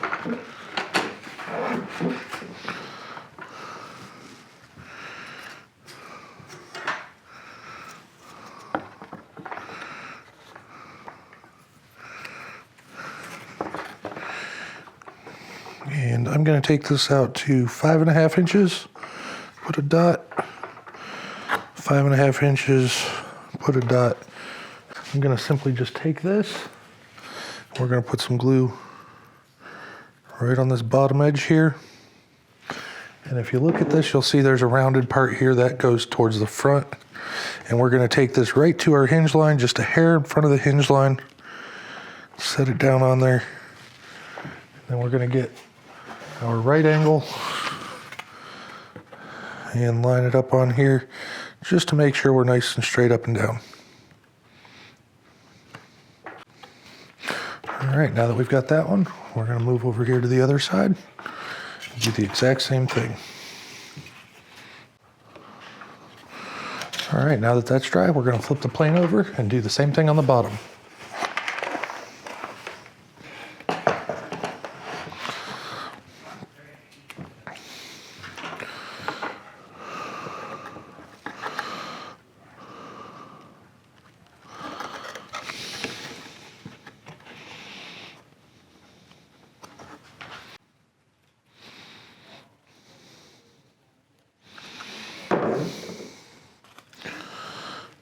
Same thing here, we're going to come to so that this is right along this back edge here. Set it right down on there. Then we're going to take our right angle. Make sure we're nice and straight. And one more time on this other side.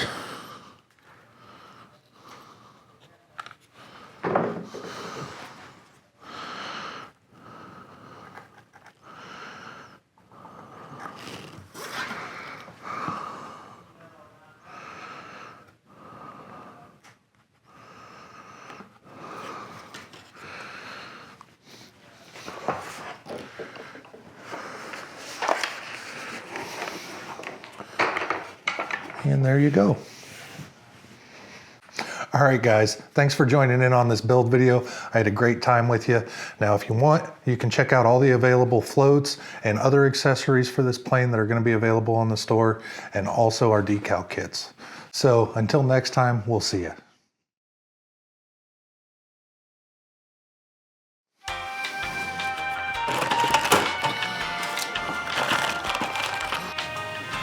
Hi.